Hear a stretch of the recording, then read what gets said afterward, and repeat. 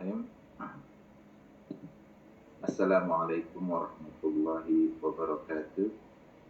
Waalaikumsalam warahmatullahi Innal hamdalillah nahmaduhu wa nasta'inuhu wa nastaghfiruhu wa na'udzu billahi min syururi anfusina wa min sayyiati a'malina may yahdihillahu fala mudilla lahu wa may yudlil fala hadiya lahu. Asyhadu an la ilaha illallah wahdahu la syarika lah wa asyhadu anna Muhammadan abduhu wa rasuluh la nabiyya ba'da. Allahumma shalli wa sallim wa barik ala Muhammad wa ala alihi wa ashabihi ajma'in, amma ba'd. Pertama-tama marilah kita panjatkan puji dan syukur pada Allah Subhanahu wa taala atas segala nikmat yang telah kita terima, atas kesempatan yang diberikan pada hari ini kepada kita semua untuk hadir pada acara pengajian Lentera Pagi kita. Dan juga salawat dan salam ya kita tujukan pada Nabi kita, Nabi Muhammad sallallahu alaihi wasallam, yang atas berkat petunjuknya ya, dengan ajarannya kita semua insyaallah akan menjadi muslim yang taat. Amin amin ya rabbal alamin. Sebelumnya apakah screen-nya kelihatan? Sharing screen-nya. Alhamdulillah sudah Mas. Kelihatan sekali, jelas sekali. Oke. Jadi pada hari ini kita insya Allah akan sedikit berdiskusi masih dalam rangka Maulid ya, Maulid Nabi Muhammad sallallahu alaihi wasallam. Jadi memang disepakati bahwa kelahiran Nabi Muhammad sallallahu alaihi wasallam itu pada bulan Rabiul Awal ya. Bulannya sepakat, tapi ada beberapa perbedaan mengenai tanggalnya ya. Ada yang mengatakan 9 Rabiul Awal, dan sebagian besar ya, terutama di Indonesia dan beberapa negara lainnya itu kita ada kesepakatan bahwa tanggalnya adalah 12 Rabiul Awal ya. Hari ini ya, hari Sabtu ini tanggal 23 Oktober sudah tanggal 17 Rabiul Awal, tapi bulannya masih bulan Rabiul Awal. Jadi yang jelas adalah harinya ya, harinya itu jelas karena Rasulullah sallallahu alaihi wasallam sendiri yang menyatakan ya bahwa beliau lahir pada hari Senin. Jadi beliau lahir pada hari Senin. Jadi ketika ditanya oleh para sahabat mengapa beliau berpuasa di hari Senin, kemudian beliau menjawab bahwa ya dzatal yauma wulidtu fi, bahwa hari itu adalah hari di mana aku dilahirkan. Jadi harinya jelas ya, hari Senin itu adalah hari kelahiran Nabi sallallahu alaihi wasallam. Dan Nabi kalau bisa dikatakan memperingati ya berulang tahun ya, itu adalah setiap hari Senin ya, dengan cara apa? Dengan cara berpuasa Senin. Nah, itu apa namanya? Bagaimana Rasulullah Sallallahu Alaihi Wasallam memperingati benar-benar hari kelahiran, ya, bukan tahun kelahiran, bukan ulang tahun tapi ulang hari, ya. Jadi tiap hari Senin Rasulullah Sallallahu Alaihi Wasallam itu berpuasa, dan itu juga yang disunahkan kepada kita untuk mengikuti atau mencontoh beliau puasa di hari Senin plus hari Kamis, jadi Senin dan Kamis. Kalau alasan hari Kamis ya, Rasulullah Sallallahu Alaihi Wasallam menyatakan bahwa hari Kamis itu adalah hari di mana ya amal-amal kita itu diangkat ke atas ya, dicatat. Jadi Rasulullah Sallallahu Alaihi Wasallam mengatakan ada baiknya ya pada hari itu ketika amal-amal kita dilaporkan ke atas ya kita berpuasa. Nah itu alasan berpuasa untuk Senin dan Kamis yang merupakan sunnah. dari Rasulullah Sallallahu Alaihi Wasallam. Nah, ya seperti kita ketahui ya, mungkin banyak kita sudah mengikuti pengajian biasanya pada saat Maulid Nabi Sallallahu Alaihi Wasallam itu kita akan diberikan pengajian ya ataupun informasi bagaimana kehidupan Rasulullah Sallallahu Alaihi Wasallam supaya kita bisa mencontohnya.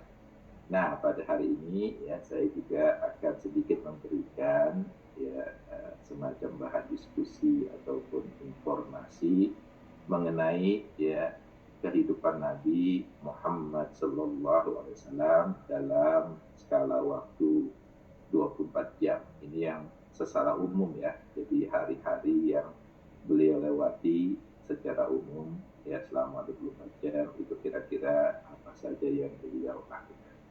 Jadi judulnya adalah 24 jam bersama Rasulullah Sallallahu Alaihi Wasallam.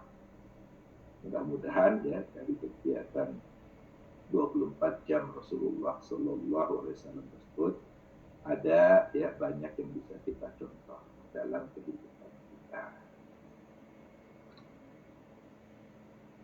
Nah sebelumnya ya kita lihat dulu apa sih arti dari Maulid ya, kenapa Maulid, kenapa nggak Maulud gitu ya, apa bedanya Maulid dengan Maulud. Jadi Mas Joko udah memberikan sedikit garis bawah ya bahwa Maulid bukan Maulud. Nah di sini ya kalau kita sudah belajar ya bahasa Arab ya bersama Ustaz Balkis, tentunya masih ingat ya kata dasar dalam bahasa Arab, terutama kata kerja itu biasanya ya paling banyak terdiri dari 3 huruf ya. Nah, wazannya itu biasanya fa'ala ya, fa'ain lam. Jadi fa'ala. Nah kalau walada ini juga 3 huruf, itu artinya melahirkan.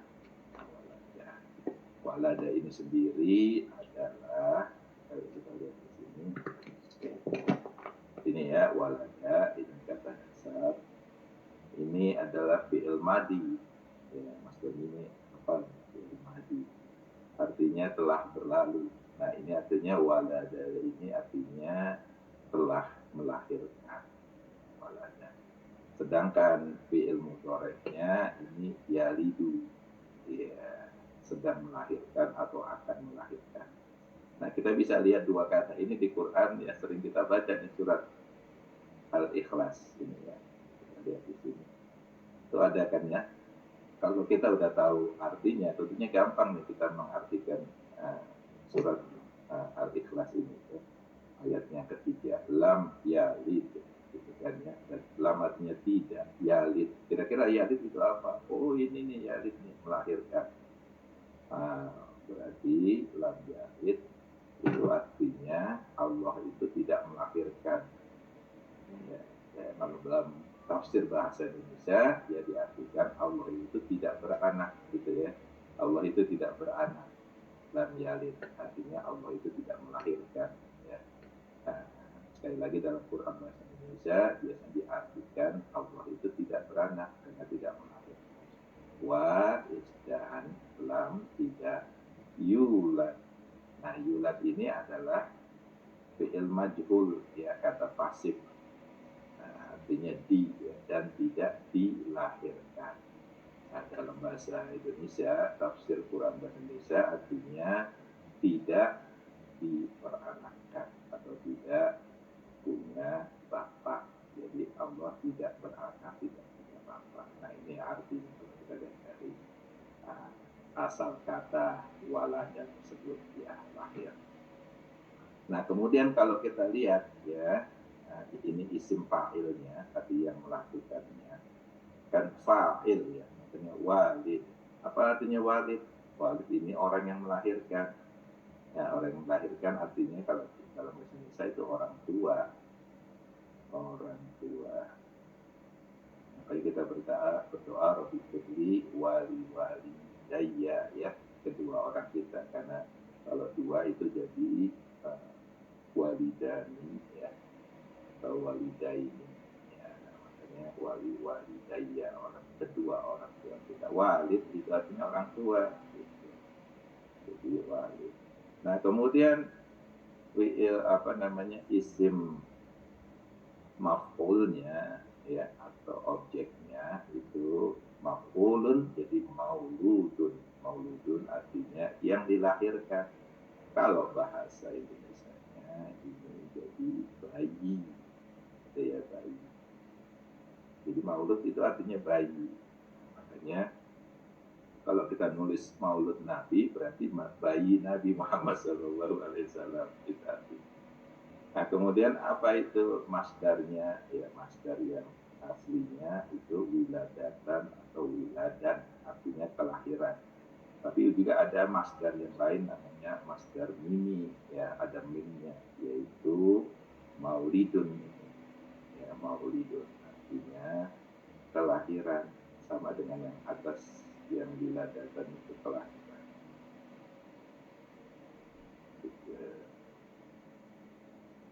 Maulid artinya kelahiran. Nah, jadi kira-kira mana yang paling cocok? Maulud Nabi Muhammad Sallallahu Alaihi Wasallam atau Maulid Nabi Muhammad Sallallahu Alaihi Wasallam? Mas Doni, mana yang cocok? Maulud Nabi. Jadi bayi Nabi gitu ya. Bayi Nabi. Ya, jadi ya yang paling cocok itu ada, kalau kita memang ingin memperingati kelahiran Nabi, maka adalah Maulid Nabi Muhammad Sallallahu Alaihi Wasallam. Itu kita memperingati kelahiran. Ya, kelahiran. Pak Agus, maaf tadi bilang masdar tuh, arti masdar tuh apa? Masdar itu gerund kalau bahasa Inggris. Itu kata kerja yang menjadi kata benda, karena ada ing kalau di bahasa Inggris. Kayak study jadi studying. Gitu. Jadi kalau masdar itu selalu pakai itu ya, tanwin ya? Tanwin, karena dia kan benda, noun, ya, isim. Nah, ini artinya kelahiran. Jadi ini sedikit kita belajar bahasa Inggris sedikit ya. Kita ulang lagi. Bahasa Inggrisnya makin mundur ya? Bahasa Inggris, bahasa Arab. Bahasa Arab mundur, bahasa Inggris mundur juga. Iya, mundur semua. Oke, jadi itu ya sedikit keterangan masalah penggunaan kata maulud atau maulid atau milad ya, sering juga kita katakan happy milad gitu ya, karena ada yang nggak mengatakan HUT ya, hari ulang tahun, atau happy birthday. Nah, kita kadang-kadang nulis happy milad ya. Milad juga artinya kelahiran ya, hari kelahiran. Oke, berikutnya kita masuk ke materinya.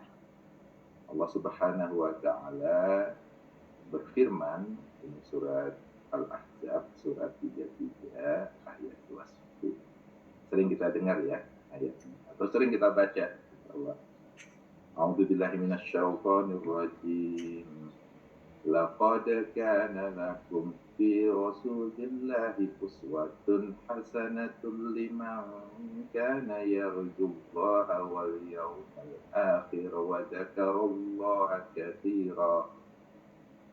Artinya ya, sungguh telah ada pada diri Rasulullah Sallallahu Alaihi Wasallam itu suri tauladan, uswah ya, suri tauladan yang baik bagimu, yaitu bagi orang-orang yang mengharap rahmat Allah dan pertemuan atau kedatangan hari kiamat, dan yang banyak berzikir mengingat Allah Subhanahu wa Ta'ala. Jadi pada diri Rasulullah SAW itu ada uswah hasanah ya. Karena kita sebut juga ada sunnah hasan ya, contoh-contoh yang baik ya, suri tauladan buat kita. Dan dari sinilah ya, kemudian kita insya Allah akan mempelajari ya sunnah-sunnah apa saja yang beliau lakukan dalam waktu 24 jam yang kira-kira bisa kita contoh. Kita usahakan untuk bisa mencontohnya. Nah, sebelum kita masuk ke kegiatan Rasulullah selama 24 jam tersebut, ya ini yang umum-umum saja ya, nggak semuanya. Kita lihat dulu ya, apa sih artinya sunnah dan apa artinya hadis ya. Kadang-kadang terkontaminasi atau mix gitu ya, bingung apa sih sunnah, apa sih hadis. Nah, sebagian besar ya para ulama mendiskusikan bahwa sunnah itu adalah semua, ingat ini, semua yang dilakukan, jadi aktivitas ya, dan yang Rasulullah SAW katakan. Nah, untuk yang dikatakan ini, yang Rasulullah SAW katakan atau sabdakan, itu namanya hadis ya. Jadi hadis ini adalah bagian dari sunnah Rasulullah SAW.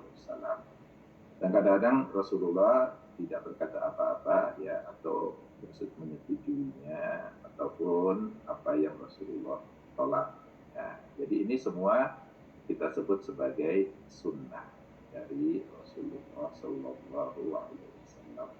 Segala yang Rasulullah SAW lakukan, katakan, setujui atau tolak atau diamkan, itu yang kita sebut secara umum sebagai sunnah.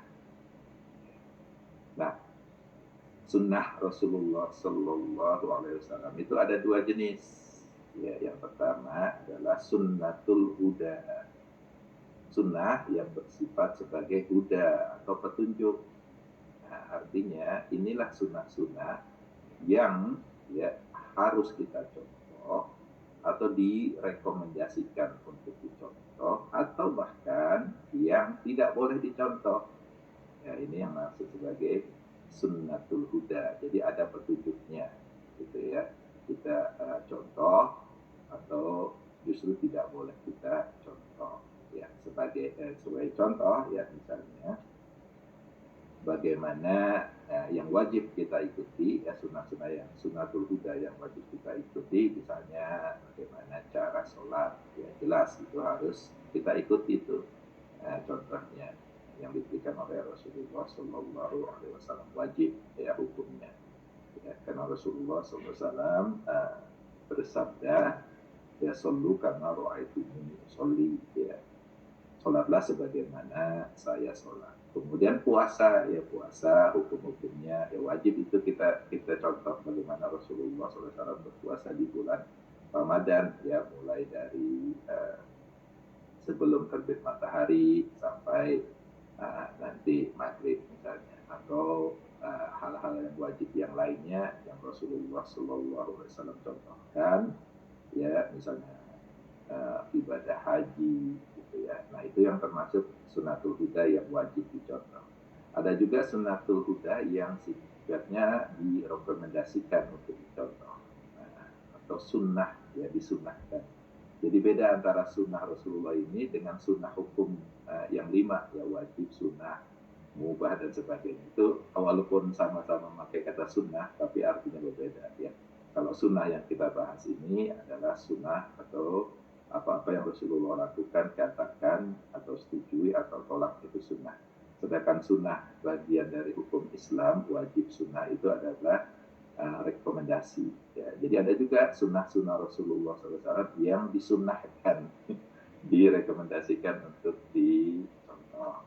Ada yang sangat kuat direkomendasinya, namanya sunnah-sunnah yang muakkad ya, misalnya sholat duha itu ya, sholat tahajud, sholat witir, itu yang termasuk sunnah yang muakkad, sangat direkomendasikan.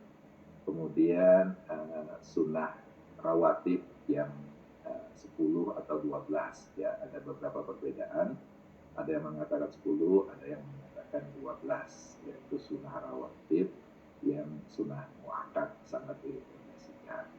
Ada yang sekedar rekomendasi aja ya, bukan muakkad juga ya, tapi cukup direkomendasikan gitu ya.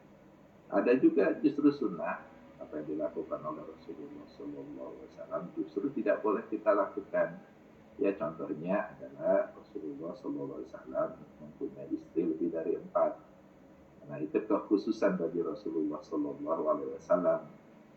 Nah, kita nggak boleh melakukan itu ya, justru tidak boleh dilakukan sunnah yang seperti Rasulullah SAW laksanakan itu, yaitu lebih dari 4. Nah, itu ada khusus ya. Jadi sunnah yang sunnatul huda ini itu ada dalilnya, baik dari hadis ataupun dalam Al-Quran ya. Contoh kekhususan Rasulullah SAW boleh beristri dari lebih dari 4 itu ada di surat Al-Ahzab, ya, itu kekhususan. Kita tidak boleh mencontohnya, ya, itu juga termasuk sunnatul huda. Kemudian yang sunnah Rasulullah yang kedua sifatnya yang disebut dengan sunnatul ada. Nah, sunnatul ada ini adalah ya aktivitas ataupun apa yang Rasulullah SAW lakukan sebagai manusia biasa, jadi sebagai habit aja gitu, sebagai habit sebagai manusia. Nah ini boleh kita contoh, boleh juga tidak contoh, artinya ini pilihan kita karena sebagai manusia ya tentu kadang-kadang berbeda, ya misalnya masalah berpakaian, ya kalau di Rasulullah SAW misalnya memakai jubah, gamis dan sebagainya, ya itu adalah bagian dari habit culture dari Rasulullah SAW. Ya tentunya kalau di Indonesia ya nggak masalah, berarti ya, as long as apa namanya menutupi aurat. Ya, nah ini yang sunnatul ada, artinya karena memang culture habit dari Rasulullah SAW. Jadi bagi yang ingin mencontoh ini silahkan saja ya. Kadang-kadang ada yang mengatakan ini adalah bagian dari rasa kecintaan kita kepada Rasulullah Sallallahu Alaihi Wasallam. Ya, nah ini yang sunnah Rasulullah. Ada juga sunnatul huda ya, misalnya yang menjadi polemik, menjadi apa namanya argumentasi apakah wajib ya ataupun hanya sekedar rekomendasi ya, misalnya berpakaian dengan celana di atas mata kaki ya, celana cingkrang. Nah, itu banyak yang mengatakan itu wajib, kalau bercelana di atas mata kaki itu dosa hukumnya, nanti akan masuk neraka gitu ya. Jadi ada juga mengatakan itu hanya sekedar sunnah biasa, bukan yang wajib, ya rekomendasi saja. Juga masalah misalnya memanjangkan jenggot, nah itu juga apa namanya ada perbedaan pendapat apakah itu termasuk sunnatul huda yang wajib atau sunnatul huda yang bersifat sunnah. Ya mudah-mudahan nanti dari pembahasan kita berikutnya ya kita semua bisa melihat kira-kira mana yang sunnatul huda, mana yang sunnatul ada dari kegiatan Rasulullah Sallallahu Alaihi Wasallam selama 24 jam. Ya, 24 jam bersama Rasulullah Sallallahu Alaihi Wasallam. Sekali lagi ini tidak semuanya ya, hanya yang kira-kira umum ya dan penting yang kita ketahui, karena tidak akan mungkin kita bisa mengetahui semua kegiatan Rasulullah SAW selama 24 jam ya. Jadi yang umum-umum saja, dan ini pun adalah kegiatan harian beliau yang harian yang secara umum ya. Jadi hari misalnya dalam peperangan, kondisi peperangan itu akan berbeda ya. Jadi hari ya dari Rasulullah SAW itu tidak dimulai di pagi hari. Kebanyakan orang bilang hari itu dimulai ketika matahari terbit. Ya kita mulai aktivitas di sana. Tapi Rasulullah SAW justru ya kegiatan hariannya dimulai di sepertiga malam. Ya dimulai di sepertiga malam. Jadi beliau bangun ya di sepertiga malam terakhir. Kemudian apa yang beliau lakukan itulah mengusap wajah dengan kedua tangan. Ya, jadi seperti mengusap mata ya, dengan kedua tangan beliau. Kemudian berdoa. Ini yang sunnah ya, sunnah yang bisa kita contoh. Apa doanya? Ini bisa kita ajarkan pada anak-anak kita. Ya. Alhamdulillahilladzi ahyana ba'dama wa ilaihi nusyur. Yang artinya ya segala puji bagi Allah yang telah membangunkan kami setelah menidurkan kami, dan kepadanya lah kami akan dibangkitkan. Ini ya bagaimana Rasulullah SAW memulai harinya ya, bangun kemudian mengusap mata dan wajah dan membaca doa.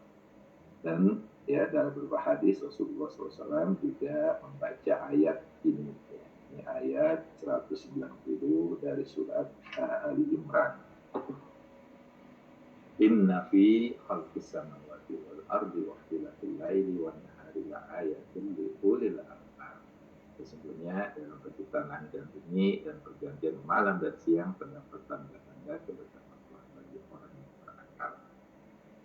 Ini juga Rasulullah Shallallahu Alaihi Wasallam baca ketika bangun tidur. Ya, tidak hanya doa, Rasulullah Sallallahu Alaihi Wasallam juga membaca ayat ini ya ketika bangun tidur. Nah kemudian apa yang beliau lakukan? Beliau itu berwudu, ya, berwudu, yang mengambil wudu, kemudian bersiwak, kemudian sholat tahajud dan sholat witir. Nah dari kisah-kisah yang kita baca, ya, beliau itu sholat tahajudnya panjang, ya, bisa sampai 4 jam. Dibangun sekitar mungkin jam 2 malam sampai nanti menjelang waktu fajar itu beliau isi dengan sholat tahajud dan diakhiri dengan sholat witir. Ya. Terkadang beliau memakai baju yang sama, ya, digunakan untuk tidur atau mengganti dengan baju yang lain ketika akan keluar pergi sholat fajar. Jadi beliau tuh terkadang memakai baju yang sama untuk tidur dan juga untuk sholat fajar. Jadi sepertinya nggak ada kayak di sini ya, ada pejama, ya baju tidur, dan itu nggak cocok kalau mungkin ya dipakai untuk sholat fajar. Ya, karena di sini ya saat ini kita sudah memilah-milah baju tidur dan baju bukan tidur. Di zaman Rasulullah itu tidak. Rasulullah memakai baju yang digunakan untuk tidur dan juga digunakan untuk sholat. Kemudian ya ketika memakai baju ya, itu selalu dimulai dengan bagian yang kanan, artinya tangan kanan dulu ya untuk memakai sesuatu, baru tangan kiri, dan selalu beliau berdoa ketika memakai baju. Apa doanya? Alhamdulillahilladzi kasani hada wa razaqani min ghairi haulin minni wala quwwah. Artinya segala puji bagi Allah yang memberi aku pakaian ini dan memberi rezeki dengan tiada upaya dan kekuatan dariku. Ya, kalau kita lihat baju yang kita pakai itu kan kita nggak bikin sendiri ya, kalau udah jadi. Jadi tidak ada usaha kita sedang bikin baju tersebut ya. Ini makanya tidak ada kekuatan, tidak ada upaya yang saya lakukan ya membuat baju ini. Jadi berterima kasih pada Allah, ya, bersyukur pada Allah Subhanahu wa Ta'ala atas nikmat ini. Jika bajunya baru, maka biasanya beliau juga melakukan sholat 2 rakaat ya sebagai tanda syukur pada Allah Subhanahu wa Ta'ala. Kemudian beliau itu menyukai ya, memakai pakaian yang simpel dan praktis ya, tidak terlalu mewah gitu ya, tidak berlebihan. Dan beliau suka memakai ini istilah-istilah bahasa Arab ya, izar, kisar, gamis, kaftan, jubah dan sebagainya.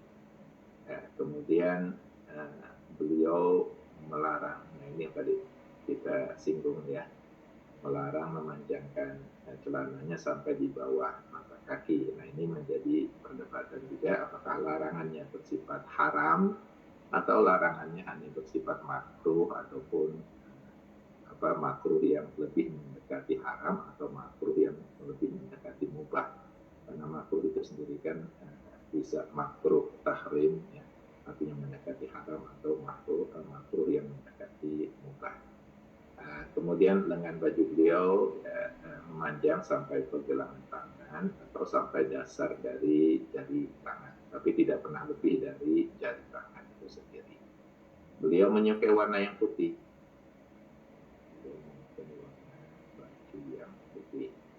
Beliau biasanya memakai peci putih atau turban. Terkadang beliau memakai peci saja, terkadang membalut pecinya dengan subah. Ini yang sering kita biasanya lihat ya di Habib-habib ya, atau memakai pici yang dibalut dengan surban.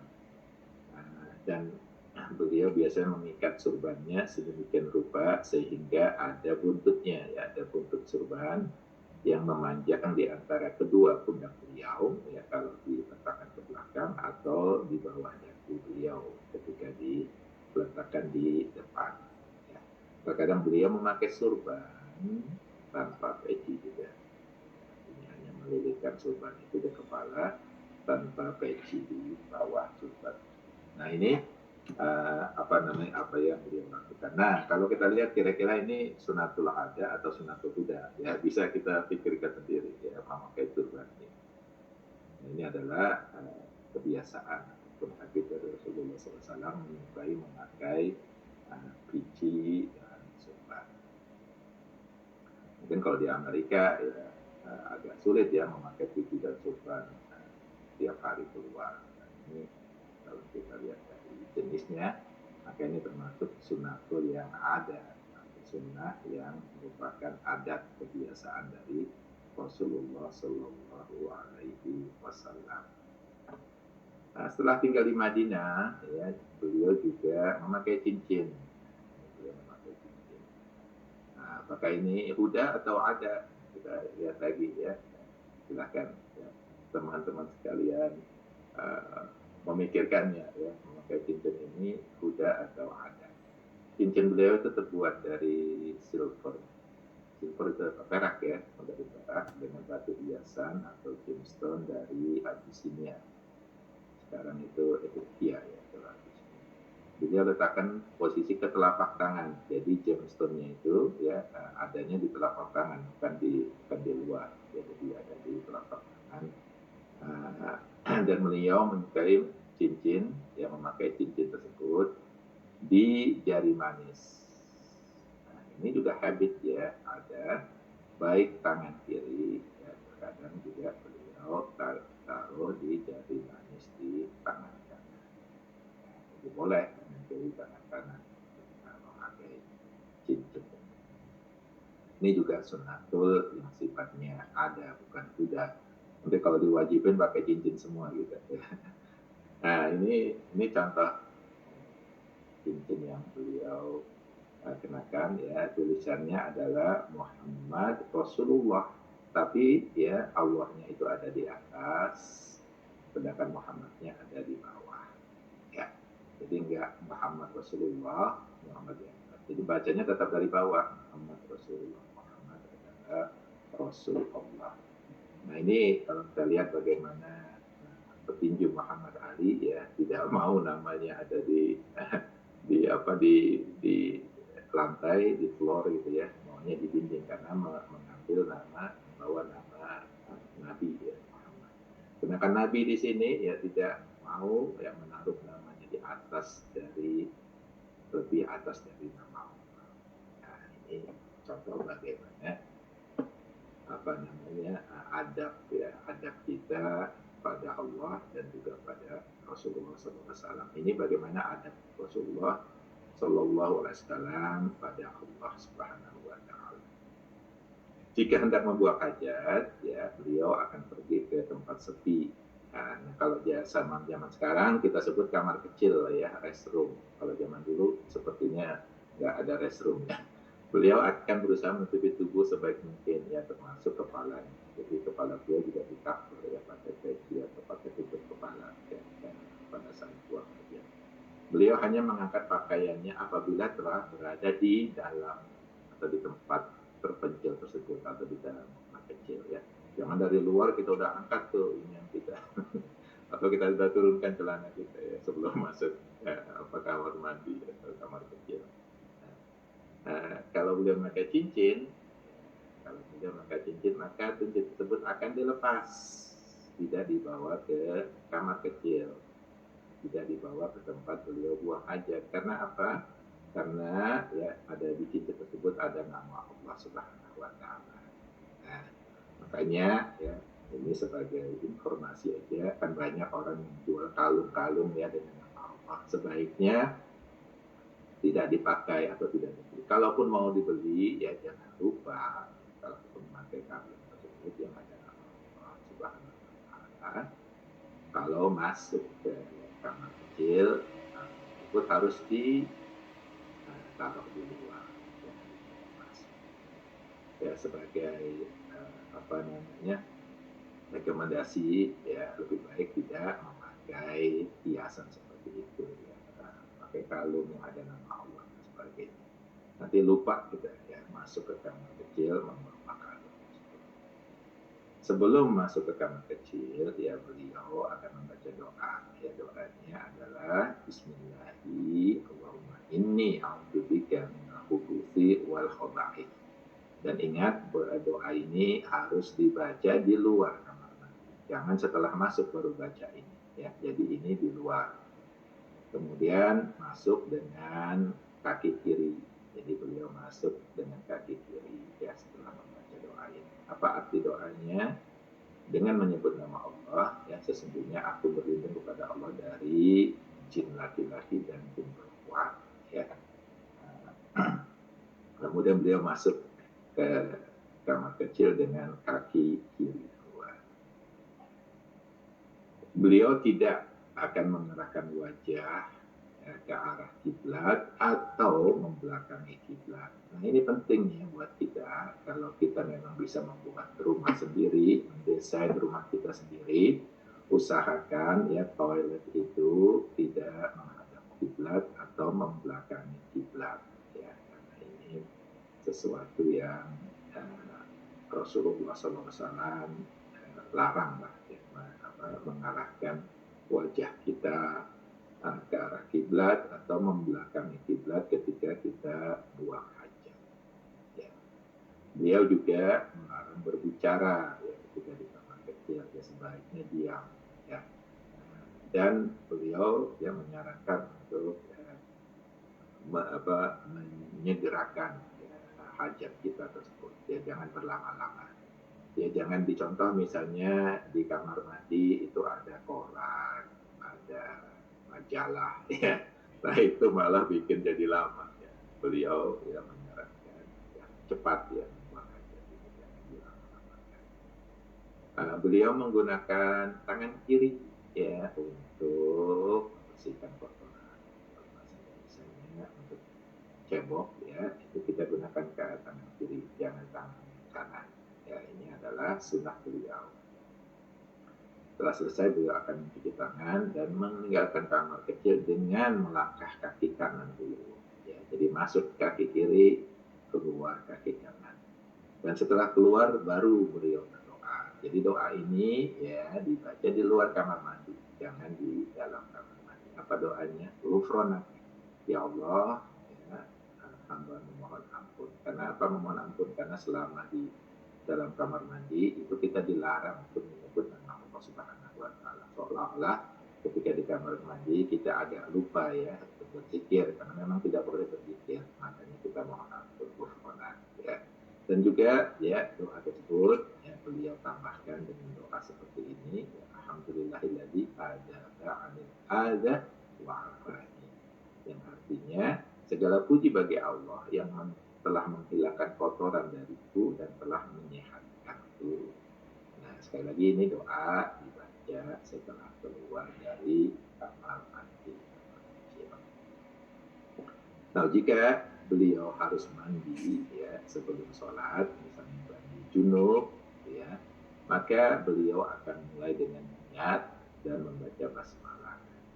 Ini sunnah ya, sunnah mandi junub yang beliau lakukan. Ya, dimulai dengan niat membaca basmalah, kemudian dimulai dengan membersihkan kemaluan dengan tangan kiri. Ya, dibersihkan dulu kemaluan kita, disentuh kemaluan kita, dibersihkan dengan tangan kiri ini. Karena setelah ini kita nggak boleh menyentuh lagi ya. Setelah kita bersihkan ini, kita tidak dibolehkan untuk menyentuh kemaluan kita lagi. Ya, karena apa? Karena setelah ini Rasulullah akan melaksanakan wudhu. Ya, jadi wudhu dulu before atau sebelum beliau mandi, mengguyur air ke badan beliau. Wudhunya itu ya seperti wudhu biasa ya, sampai kepala. Ketika kaki ya itu diam di delay. Jadi ketika kaki ya, itu dilakukan setelah mandi.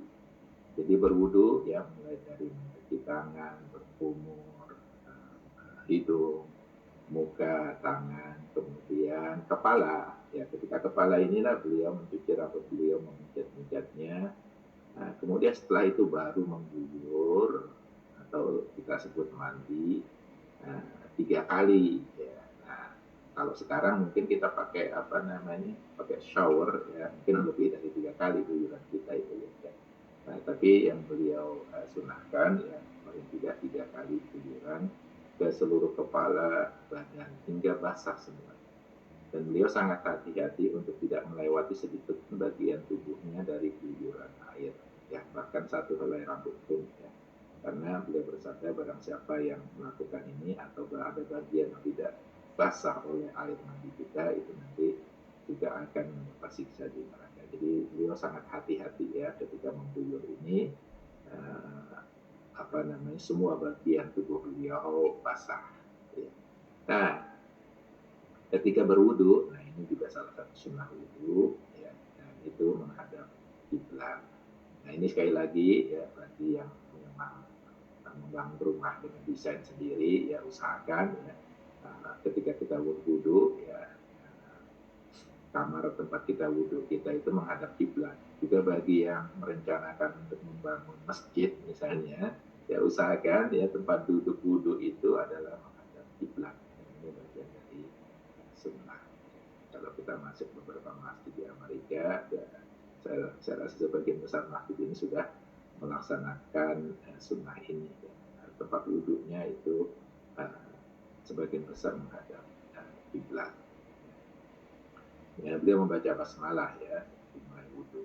Nah ini yang wudhu ya dimulai dengan mencuci tangan 3 kali, yang kanan kiri 3 kali, berkumur 3 kali, mencuci hidung 3 kali, muka 3 kali, tangan kiri 3 kali, ya ini sampai siku ya, kanan kiri, kemudian membasuh kepala cukup 1 kali ya sampai juga mencuci kuping, dan terakhir mencuci kaki kanan 3 kali, kiri 3 kali, ini sampai di atas mata kaki. Ketika membersihkan kaki itu juga sela-sela jari kaki itu dibersihkan, ya, diusahakan semua air itu juga masuk ke sela-sela kaki ini. Nah ini wudhunya ya. Tapi ketika mandi junub atau mandi wajib, yang kaki ini dilakukan setelah mengguyur badan. Makanya Rasulullah SAW ya, ketika mandi wajib ini, beliau tidak berwudhu lagi setelah mandi karena sudah di mandinya tersebut sendiri sudah ada wudhunya. Nah bagi kita yang hanya sekedar mandi junub, yang hanya mengikuti rukunnya, ya rukun mandi junub kan cuma 2, niat sama mengguyur air ke seluruh badan. Itu nggak masalah ya karena kita sudah mengikuti rukun dari mandi junub tersebut. Nah ketika kita akan sholat maka kita harus wudhu lagi karena mandi kita itu tidak ada wudhunya di sana. Beda dengan mandi junubnya Rasulullah SAW yang disunahkan yaitu berwudhu dulu, sehingga setelah mandi kalau kita mau sholat kita nggak perlu berwudhu lagi karena sudah ada wudhunya dalam mandi tersebut. Ya. Kemudian beliau akan ini doa setelah wudhu ya, asyhadu an la ilaha illallah wahdahu la syarikalah wa asyhadu anna muhammadan abduhu wa rasuluh allahumma ja'alni minat tawwabina wa ja'alni minal mutatahhirin. Yang artinya aku bersaksi bahwasanya tiada sesembahan yang benar kecuali Allah SWT, tidak ada sekutu baginya. Aku bersaksi bahwasanya Muhammad adalah hamba dan utusan. Ya Allah, jadikanlah aku hamba yang suka bertobat dan jadikanlah aku ya sebagai hamba yang suka bersuci. Ini doa setelah wudhu. Diusahakan juga doa ketika kemudian Nabi Muhammad SAW mendirikan sholat sunnah 2 rakaat. Nah ini ya sunnah rawatib yang muakkad yang pertama ya 2 rakaat sebelum fajar ya, sebelum fajar. Tadi saya sebutkan ada 10 atau 12 ya, tergantung kita pakai yang mana. Nanti kalau 10 dan 12 itu bedanya di sebelum zuhur. Ya, ada yang mengatakan 2, ada yang mengatakan 4. Itu bedanya nanti di sana. Jadi yang pertama, yang muakkad yang pertama, ya rawatib muakkad, sunnah muakkad yang pertama itu ya sangat-sangat dianjurkan, itu adalah 2 rakaat sebelum sholat fajar. Dan beliau biasanya lakukan di rumah. Ya tentu saja beliau bisa melakukannya karena rumah dan masjid beliau itu berdempetan. Ya. Bagi yang rumahnya jauh ya dari masjid, ya mungkin tidak sempat kalau sholat 2 rakaat di rumah, nanti ketinggalan subuhnya, itu tentunya bisa dilakukan di masjid. Tapi sunnah beliau adalah melakukannya di rumah ya, sebelum berangkat ke masjid untuk sholat fajar. Kemudian untuk sholat fajar ya keluar dari rumah, beliau memakai alas kaki, sepatu atau sandal, selagi-lagi dimulai dari kaki kanan. Ya, jadi kanan ya ketika kita melakukan sesuatu ya lakukan mulai dari yang kanan dulu, kecuali masuk kamar mandi tadi ya itu kaki kiri dulu, baru kiri. Kemudian ketika keluar rumah beliau juga akan berdoa. Ya, doanya adalah Bismillahi tawakkaltu 'ala Allah, la haula wala quwwata illa billah. Ya, ini kita ajarkan pada anak-anak kita setiap melangkah keluar rumah, usahakan langkah ini juga dengan kaki kanan, baca doa ini. Ya, dengan nama Allah aku bertawakal padanya. Tiada daya dan kekuatan kecuali dengan Allah. Nah, ini doa keluar rumah. Kemudian beliau akan masuk masjid, melangkah kaki kanan dulu, masuk masjid itu kaki kanan dulu. Dan berdoa, Allahumma tahli abwa rahmatik.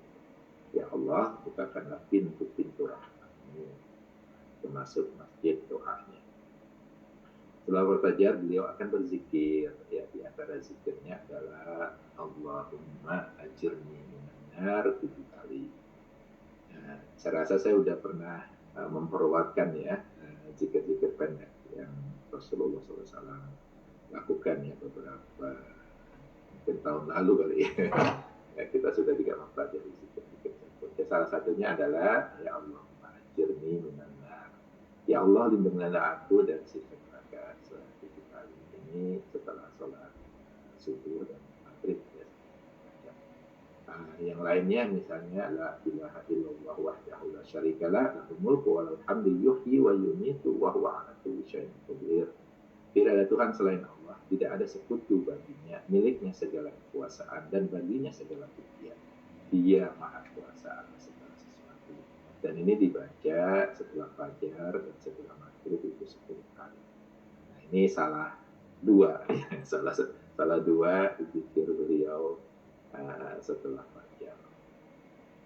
Kemudian beliau akan duduk bersama para sahabat ya untuk mengajarkan Quran, mempelajari hukum Islam dan sebagainya sampai matahari muncul. Kemudian beliau akan melaksanakan sholat yang namanya sholat syuruk sebelum pulang.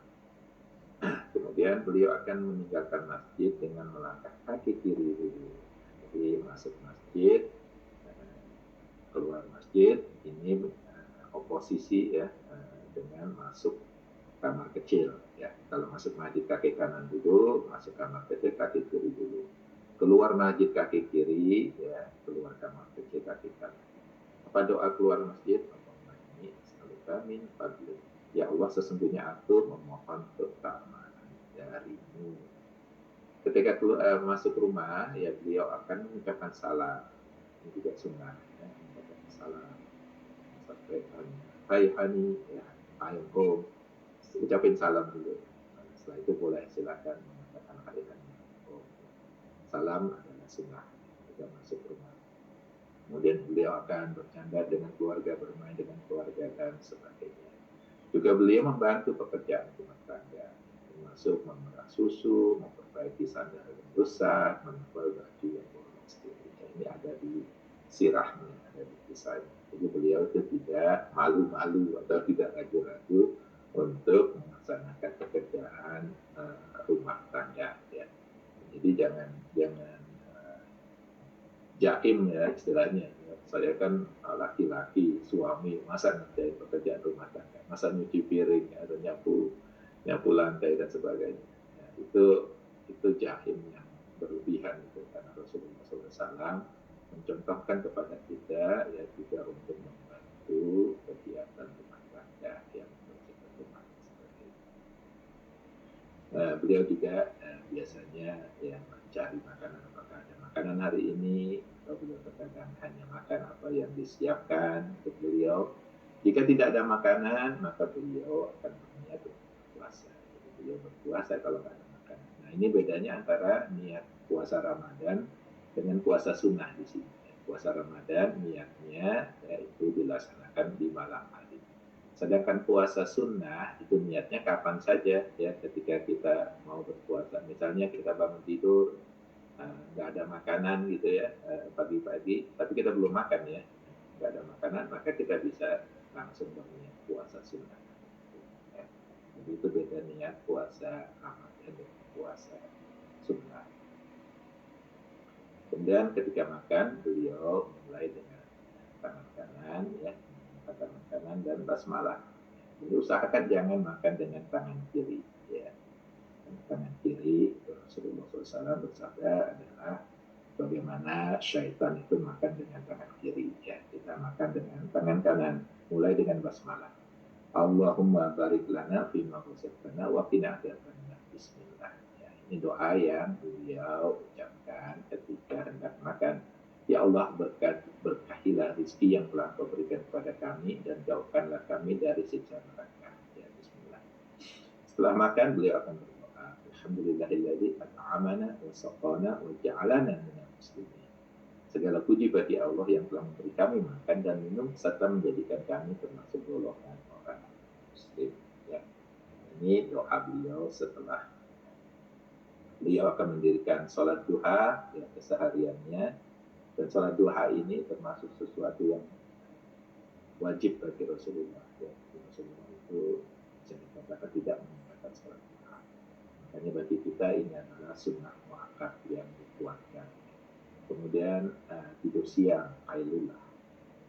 Kalau ini mungkin ada,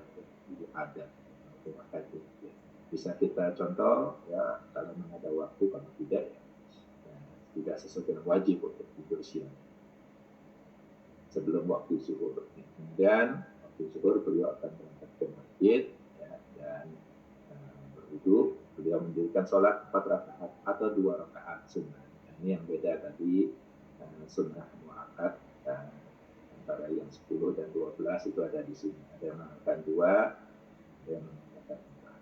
Ya, kalau bisa melakukan 4, lakukan 4. Kemudian setelah sholat zuhur itu melaksanakan sholat sunnah 2 rakaat. Ya, dari masjid setelah sholat zuhur ya terkadang beliau pergi ke pasar. Nah ini juga salah satu kebiasaan di zaman tersebut ya, bahwa yang pergi ke pasar itu laki-laki, yang pedagang ini juga laki-laki di pasar. Beda dengan sekarang ya, kadang-kadang laki-laki malu pergi ke pasar. Padahal Rasulullah SAW sendiri yang pergi ke pasar. Sebelum masuk ke pasar beliau akan membaca doa. Ya. Bismillahi Allahumma inni as'aluka khaira hadhihi syuq wa khaira ma fiha wa a'udzubika min syarriha wa syarri ma fiha. Allahumma inni a'udzubika an usiba fiha yamina fajira au sadaqatan khasirah. Ya. Yang artinya dengan nama Allah, ya Allah, aku memohon kebaikan dari pasar dan kebaikan dari apa yang ada, dan aku berlindung dari keburukan pasar dan keburukan apa yang ada. Aku berlindung dari sumpah palsu dan transaksi yang merugikan. Ini doa masuk Walmart. Doa masuk pasar. Beliau kemudian melakukan salat asar berjamaah. Nah, masalah salat jamaah di masjid ini juga ya ada beda pendapat. Ada yang mengatakan wajib bagi laki-laki ya, ada yang sifatnya juga mengatakan sunnah muakkad ya, sholat berjamaah di masjid. Sampai ada yang mengatakan ya laki-laki yang sholat di rumah itu adalah laki-laki yang solihah. bukan laki-laki yang soleh. Ya, ini perdebatan ya, apakah sifatnya wajib berjamaah di masjid atau sifatnya sangat dianjurkan. Atau mungkin ya wajib kifayah, ya wajib kifayah. Dan jika ada kelompok yang sudah melakukan, maka yang lainnya tertinggal dari dosa. Nah ini salah satu yang apakah sunatul huda yang wajib atau yang sifatnya muakkad sunnah. Setelah sholat beliau menyarankan para sahabat untuk berzikir ya, dan berdoa ya, mengisi waktu antara asar dan maghrib tersebut. Beliau sendiri biasanya akan pulang ya, mengunjungi istri-istri beliau ya, memenuhi atau menanyakan kebutuhan mereka secara adil ya. Kemudian kalau berpuasa ya, beliau berpuasa maka beliau akan makan dulu ya, berpuasa dulu di rumah dengan makan yang ringan biasanya dengan kurma dan air putih sebelum berangkat ke masjid untuk sholat maghrib. Nah, ini kebiasaan beliau setelah asyar. Kemudian beliau akan sholat maghrib dengan segera. Nah, ini salah satu sholat yang tidak ditunda ya oleh Rasulullah. Kalau sholat-sholat yang lain kadang-kadang Rasulullah menunggu jamaah untuk datang. Ya. Tapi kalau maghrib itu waktunya disegerakan. Beliau biasanya tidak melaksanakan sholat sebelum maghrib, tetapi beliau tidak melarang bagi yang akan melaksanakan sholat sunnah sebelum maghrib. Ya.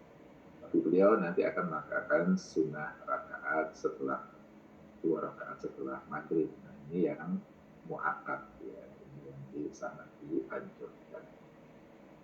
Setelah itu ya beliau akan pulang dan biasanya beliau akan memberikan pelajaran pada istri-istri beliau dan juga pada wanita-wanita Madinah yang berkumpul di rumah beliau.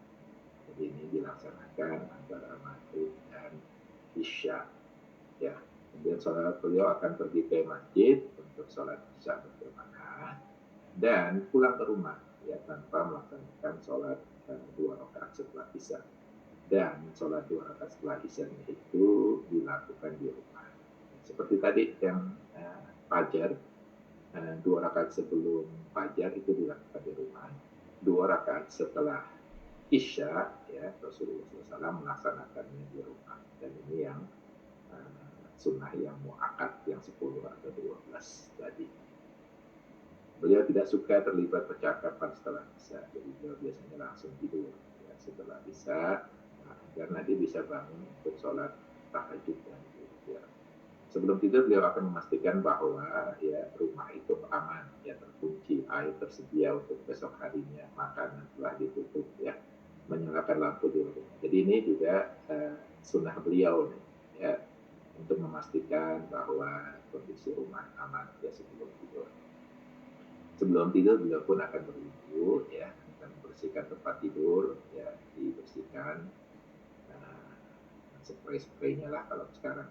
Meletakkan tangan kanan di bawah pipi, jadi beliau biasanya tidur miring ke kanan ya. Meletakkan tangan di bawah pipi kanan, kemudian membaca surah As-Sajdah dan Al-Mulk ya, itu yang beliau sunahkan. Dan juga beliau akan membaca surat Al-Ikhlas, Al-Falaq, An-Nas yang ditiupkan kedua tangan beliau. Ya, kemudian beliau akan menggunakan tangan tersebut untuk mengusap badannya 3 kali. Ya, dimulai dari kepala, muka, kemudian tubuh bagian depan.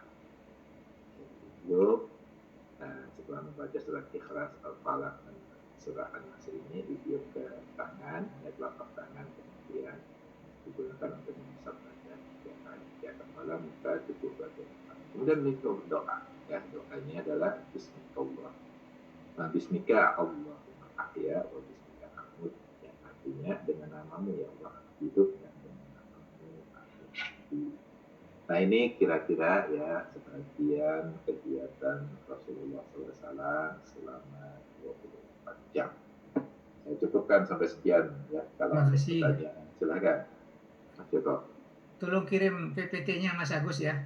Insya Allah. Terima kasih.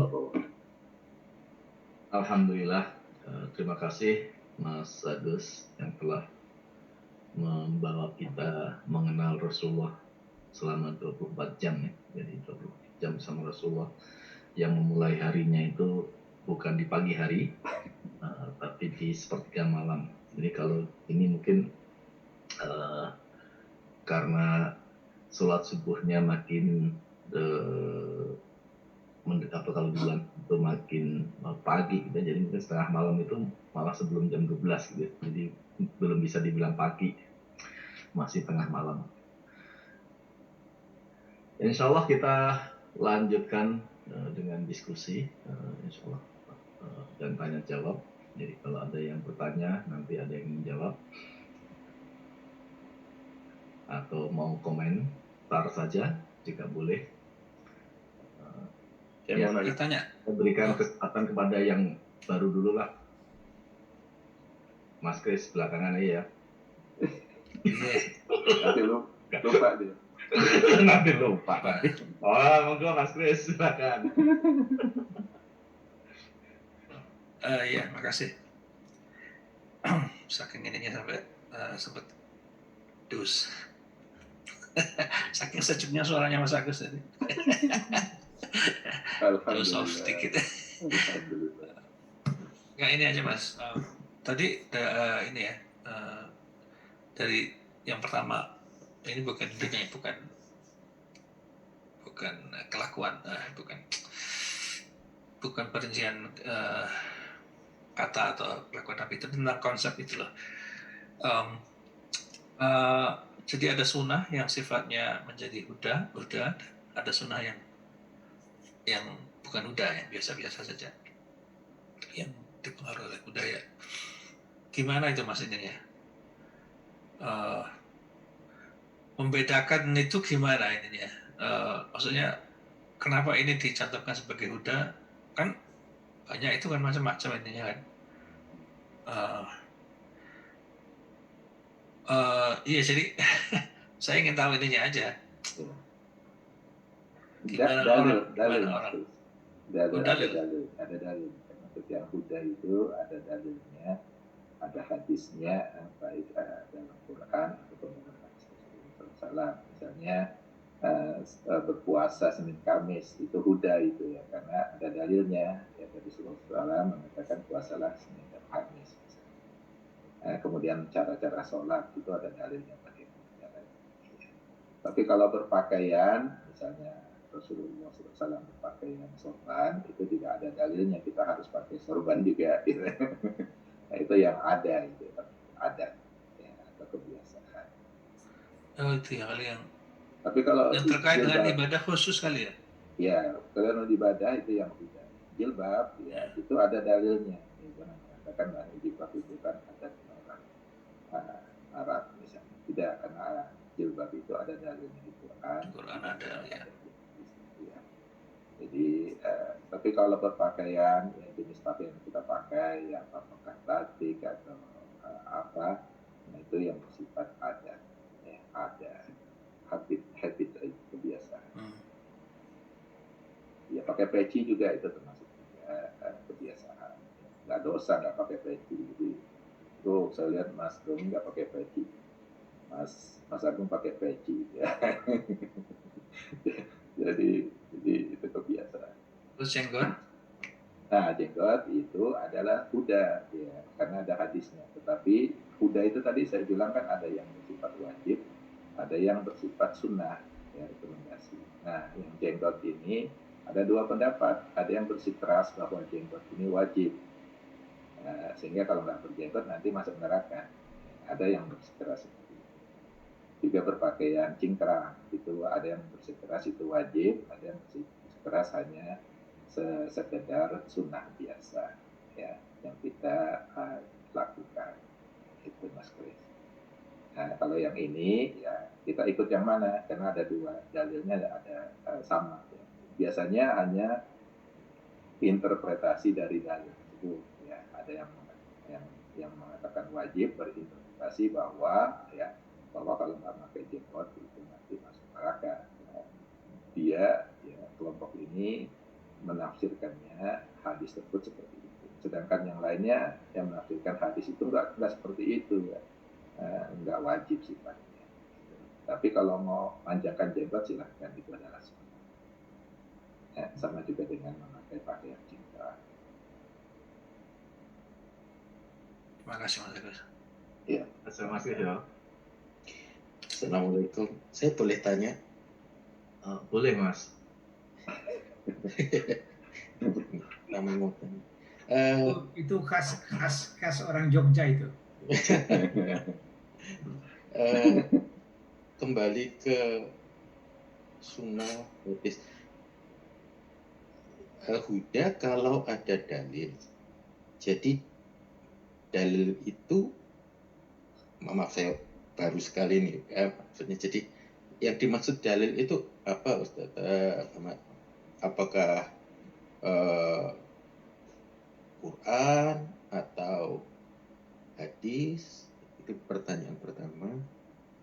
Terus yang nomor 2 itu tadi ada yang ini saya agak mikir agak ya, maksudnya maaf kalau kebanyakan mikir ya. Rasul kan waktu beliau itu kan sebagai manusia juga ada keterbatasan kondisi waktu itu, ada kebutuhan untuk berkomunikasi waktu itu, ada kebutuhan untuk melakukan hal yang sehari-hari yang perlu dilakukan. Kalau kita melakukan sesuatu, kadang-kadang itu kan ada sesuatu yang kita ucapkan hanya untuk orang itu. Misalnya beliau misalnya mengatakan sayang kepada Aisyah misalnya, kepada itu kan ditujukan kepada seseorang. Ada hal-hal yang beliau ucapkan atau beliau lakukan itu spesifik untuk sesuatu kondisi atau kejadian yang sebetulnya tidak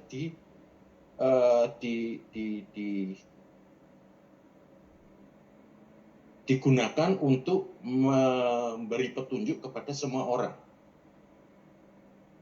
Itu pertanyaan kedua. Terima kasih.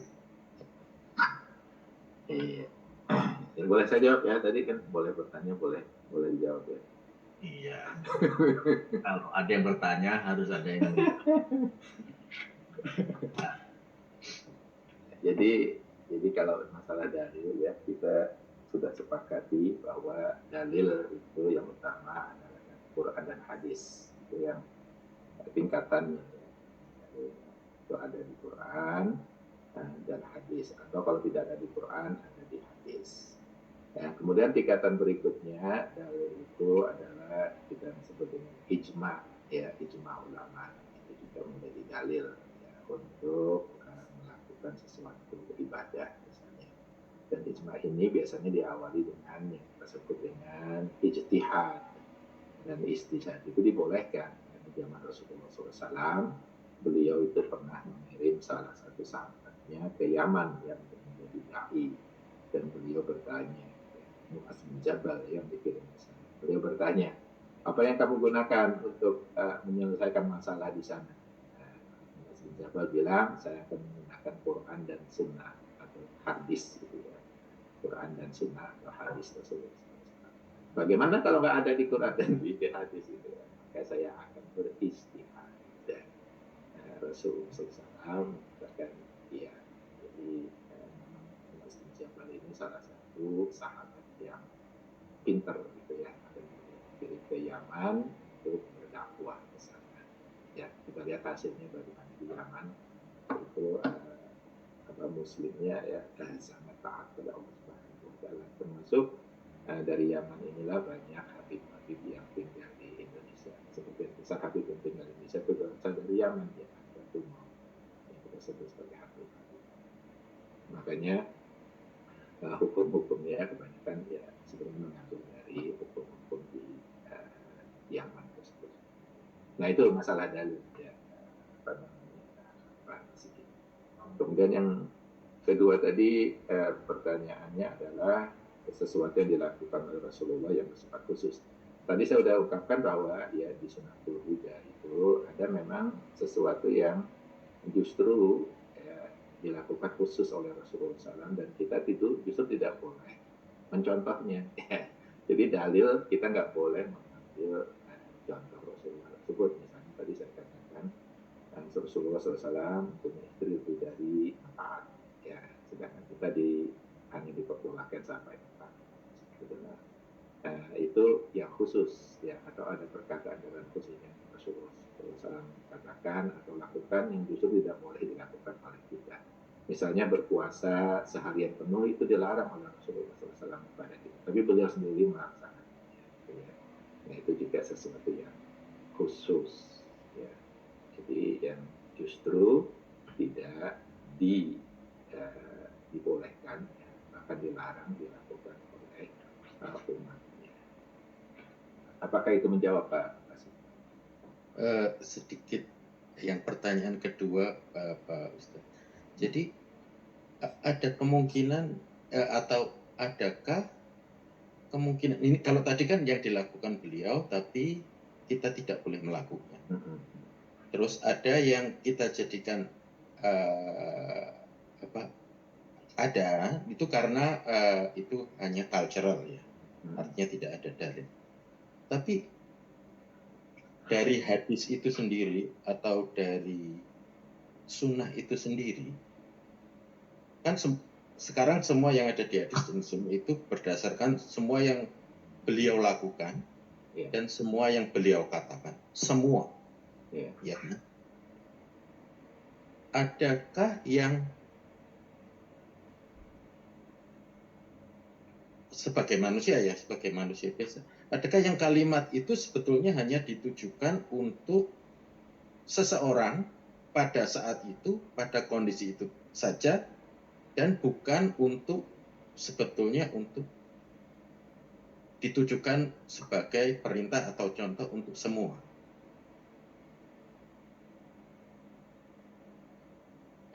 Terima kasih. Saya rasa ada, ya, jadi yang contoh-contoh yang berlaku di masa itu saja mungkin tidak berlaku lagi mungkin di saat ini, ya,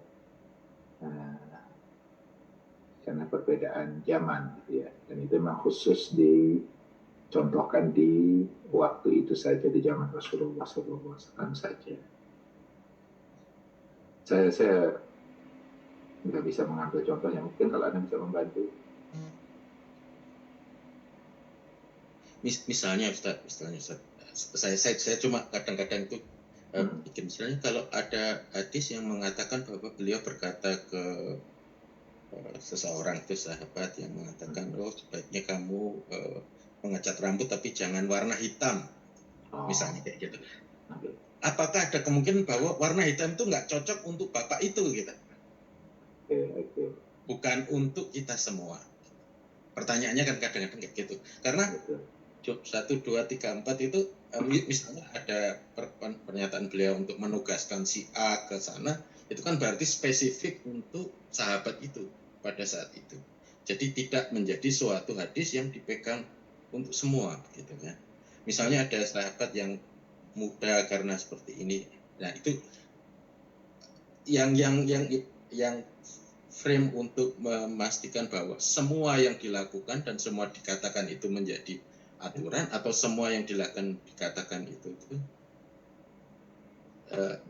ada anunya.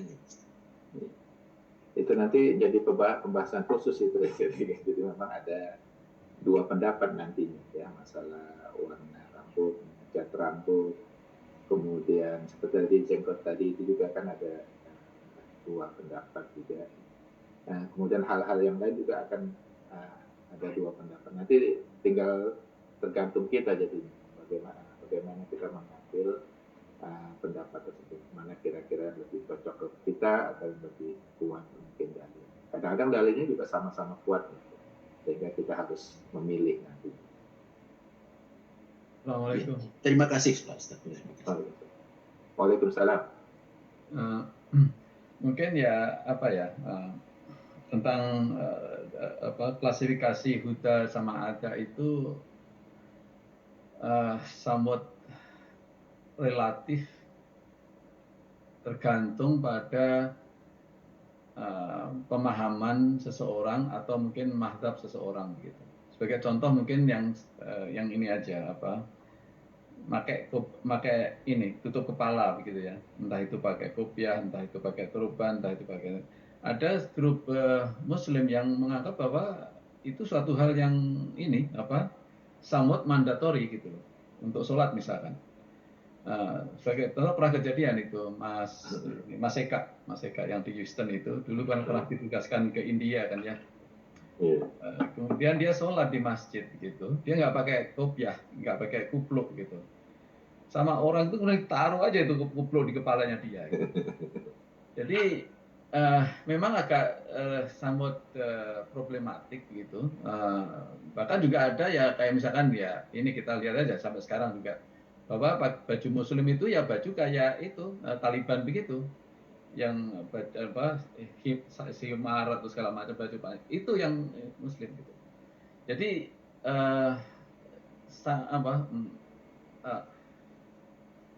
terus mungkin yang cukup menggelitik juga tentang tadi Pak Sigit menyinggung tentang mencat rambut tadi ya. Saya melihatnya mungkin ini, kalau kemudian katakanlah kita mengartikan berusaha untuk memahami itu kemudian try to kind of like berusaha memahami beyond the intended comment or intended statement, itu mungkin bisa problematik dalam arti begini. Itu kan komen yang perintah yang dia hanya khusus untuk orang itu keanggapan kita misalnya. Orang lain menganggap yang berbeda lagi. Bahayanya begini maksud saya, akan menjadi nanti takutnya itu menjadi ini we try to kind of like istilah takalluf itu taklid. bukan taklid, takalluf. Ini loh, kita berusaha menginterpretasikan sesuatu stretching too much gitu loh. Makanya mungkin kalau saya put in the safe side sebagai ini aja ya, lay person Muslim gitu.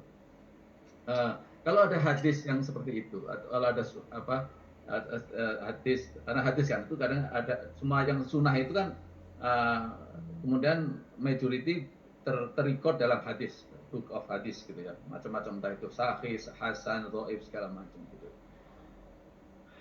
Jadi pada umumnya bagaimana kita menyikapi ya hal-hal yang sifatnya itu berkaitan dengan teologi dan sifatnya itu ritual ibadat dan bersifatnya itu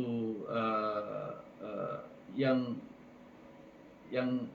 sifatnya itu yaitu teologi dan ibadat, itu kita nggak boleh berbasis pada hadis-hadis yang dhaif.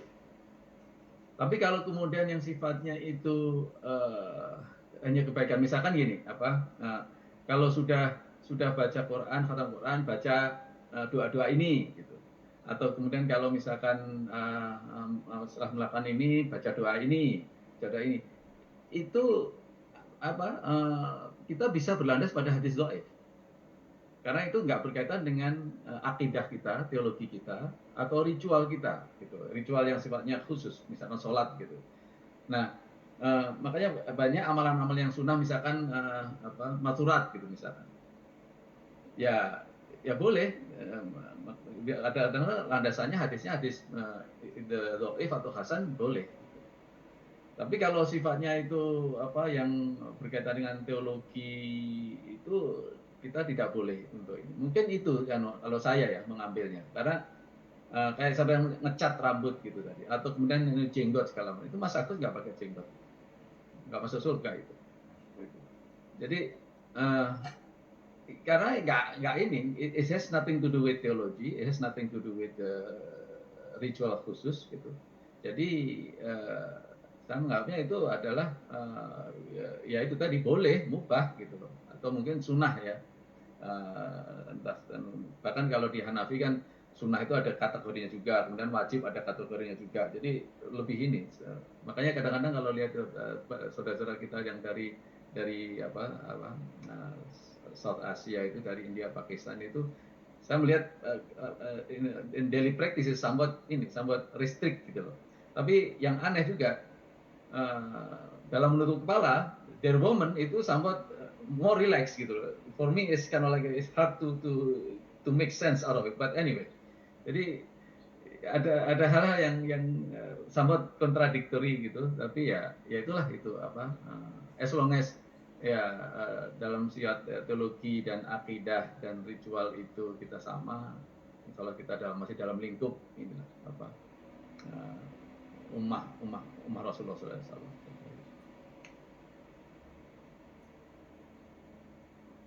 Itu aja Mas Balolo.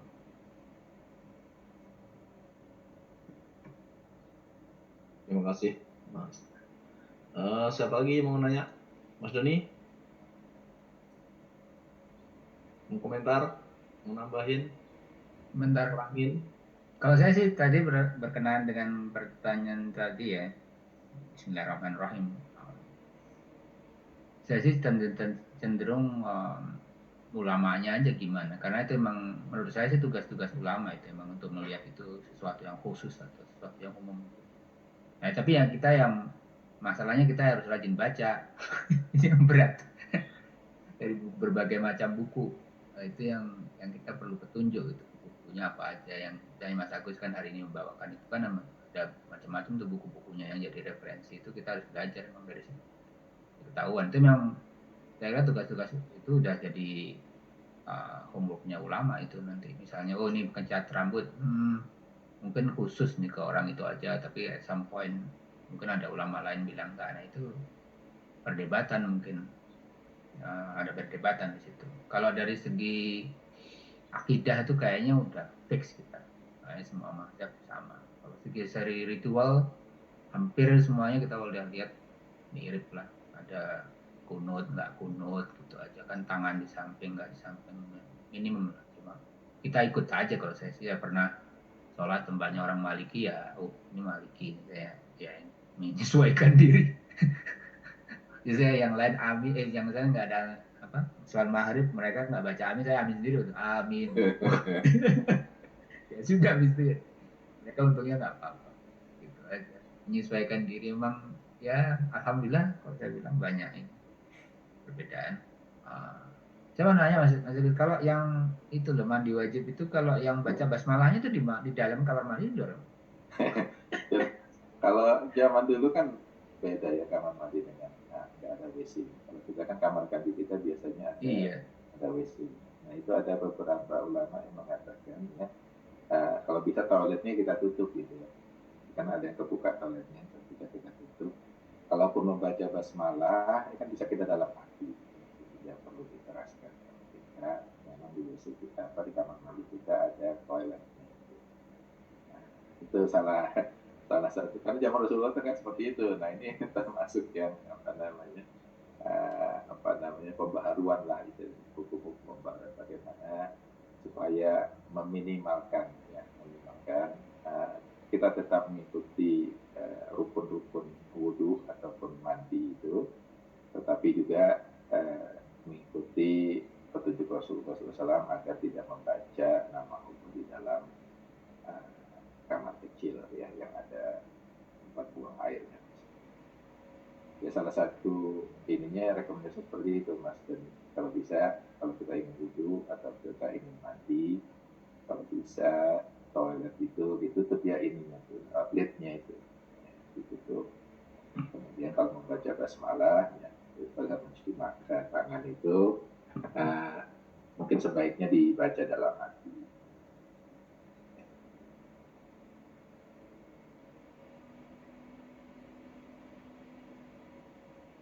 Jelas ya Mas Doni ya? Iya Mas. Oke. Sawah Mas Yojo? Belum ada kedengeran suaranya dan kelihatan mukanya.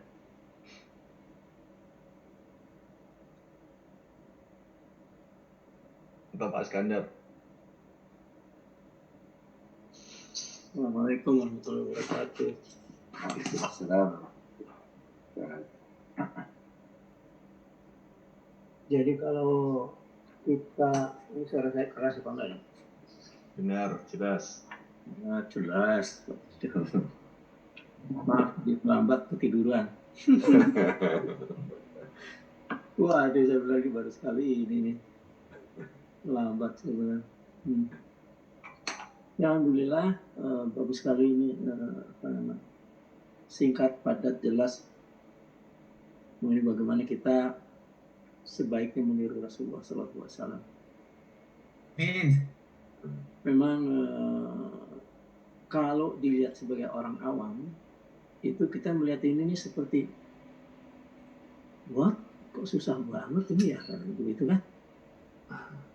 Padahal ini menurut Mas Agus tadi masih bersifat ringan ya, ini yang sekilas saja yang apa namanya beliau laksanakan dengan penjelasan yang singkat itu. Tapi mungkin bagi sebagian orang udah merasakan sesuatu yang udah susah banget ya jadi orang Islam ya, gitu. Bahkan ada yang bilang, wah ini eksentrik, ini udah ekstremis dan sebagainya begitu kan. Nah itu yang harus yang bukan yang sekarang ini masyarakat pada umumnya ya, terutama yang sudah alergi sama yang berbau agama gitu. Nah mungkin ya ini tugas kita ya barangkali ya untuk mengadakan edukasi lah mengenai hal-hal yang sunnah begini dan tidak dianggap sebagai sesuatu yang ekstrim gitu. Jadi memang sekarang ini kan kita seolah-olah kalau udah berbau agama itu udah mau dihindari aja. Begitu kebanyakan orang-orang yang itu ya, itu yang harus diperbaiki sama kita. Itu mungkin tugas kita juga yang barangkali Mas Agus nih yang yang menjadi lead, yang ngelit lah untuk supaya kita terutama yang anggota atau jamaah Lentera Pagi ini yang visi misinya juga untuk mendidik kita semua ya sebagai dai lah di lingkungannya gitu. Itu jadi ya mungkin tugas berat juga ya bagi kita ya. Tapi itulah mungkin mudah-mudahan diganjar oleh Allah Subhanahu wa taala. Ya. Jadi terima kasih Mas Agus sudah memberikan sesuatu yang bermanfaat untuk kita tularkan gitu di lingkungan kita. Jazakallahu khair. Itu aja, Mas. Saya rasa ya di hadis ya Rasulullah SAW mengatakan bahwa lakukanlah ibadah-ibadah sunnah itu semampu kita.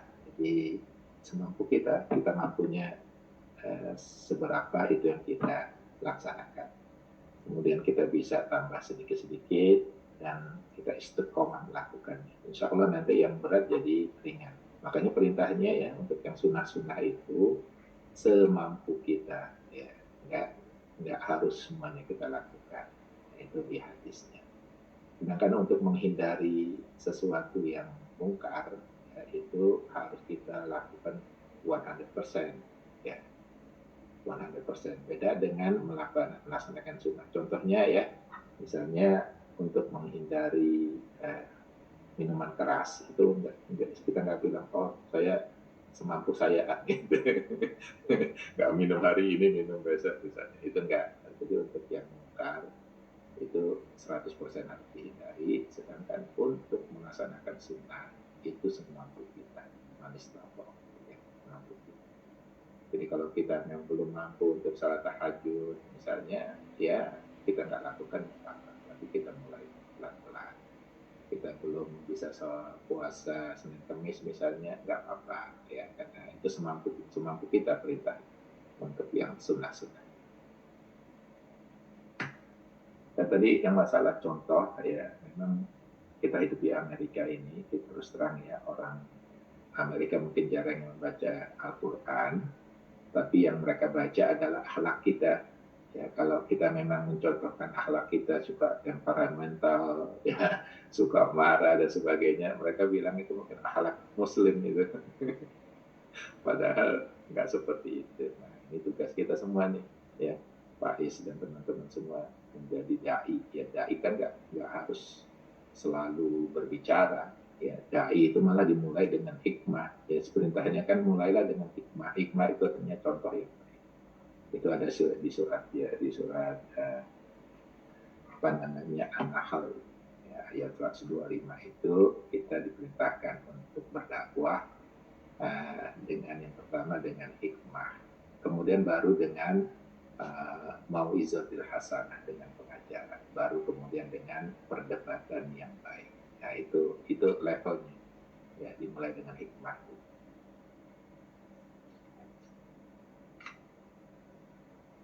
Mas Agus mumpung ingat saya ingat. Witir loh Mas. Witir.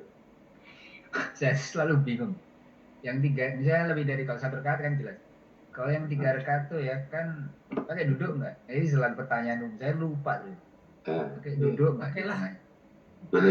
Jadi ini kita harus kembali kepada rukun-rukun sholat. Nanti kelihatan di sana. Ya. Rukun sholat ya kalau kita mengikuti mazhab Syafi'i itu kan ada 13. Kalau mazhab Hanafi cuma 6. Nah, salah satu yang ada di sana adalah duduk setelah namanya duduk tasyahud awal. Ya kan maksudnya yang itu kan Mas? Iya. Ya. Duduk tasyahud awal itu tidak termasuk rukun sholat. Begitu. Nah, tapi dalam sholat wajib, ya, sholat kita kan meniru Rasulullah SAW. Contoh Rasulullah SAW, beliau itu pakai tasyahud awal. Makanya kita pakai tasyahud awal, ya. Setelah 2 rakaat di maghrib misalnya, tasyahud awal, baru rakaat 3 tasyahud akhir. Demikian juga dengan zuhur, isya, di 2 rakaat kita tasyahud awal. Tapi kalau sholat sunnah, ya, itu bisa kita tidak pakai tasyahud awal. Mau sholat sunnah yang biasa ataupun witir. Nah, nanti masuknya ke sana. Misalnya kalau kita mau sholat tahajud 8 rakaat, bisa tuh semuanya 8 rakaat tanpa tasyahud awal satu pun, langsung tasyahud akhir di rakaat ke-8. Atau sholat sebelum zuhur 4 rakaat ya, sunnah muakkad itu nggak usah pakai tasyahud awal, langsung tasyahud akhir.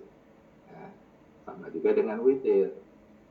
Karena tasyahud awal itu bukan rukun, boleh saja 3 rakaat langsung duduk di rakaat terakhir. Makanya ada yang duduk, ada yang tidak, karena memang seperti itu hukum tidak rukun. Kalau saya duduk aja Mas, soalnya suka lupa saya. Oh iya, silakan.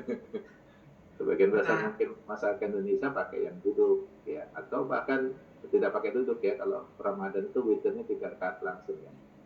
Nah, apalagi kalau ikut Muhammadiyah kalau nggak salah 4, 3 tanpa awal seperti itu. Ya. Jadi nggak ada masalah Mas. Nah, mau pakai duduk tasyahud awal atau tidak, karena itu bukan bagian dari rukun. Yang penting jangan lupa jumlahnya. Coba kalau ada masalah. Itu masalah saya tuh. Kalau nggak duduk di tasyahud awal, saya lupa udah berapa rakaat gitu loh. Nah, jadi kalau witir jadi genap lagi tuh.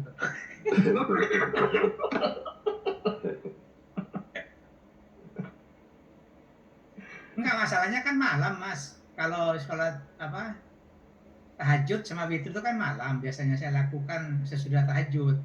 Jadi kalau nggak pakai tasyahud awal, lupa saya tuh udah berapa rakaat, kan ngantuk itu. Itu makanya biasanya enaknya tuh surat yang dibacanya.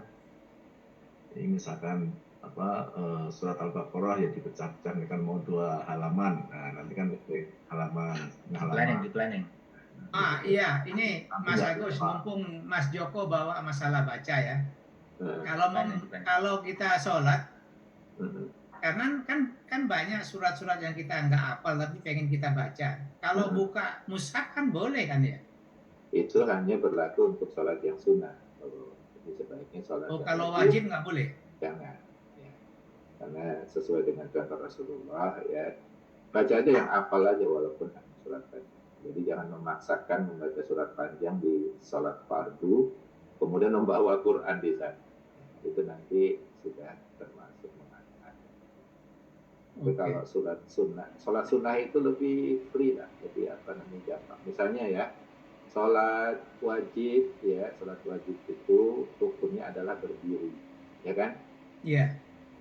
Sedangkan sholat sunnah nggak masalah kalau kita nggak bisa berdiri, misalnya Ramadan gitu ya.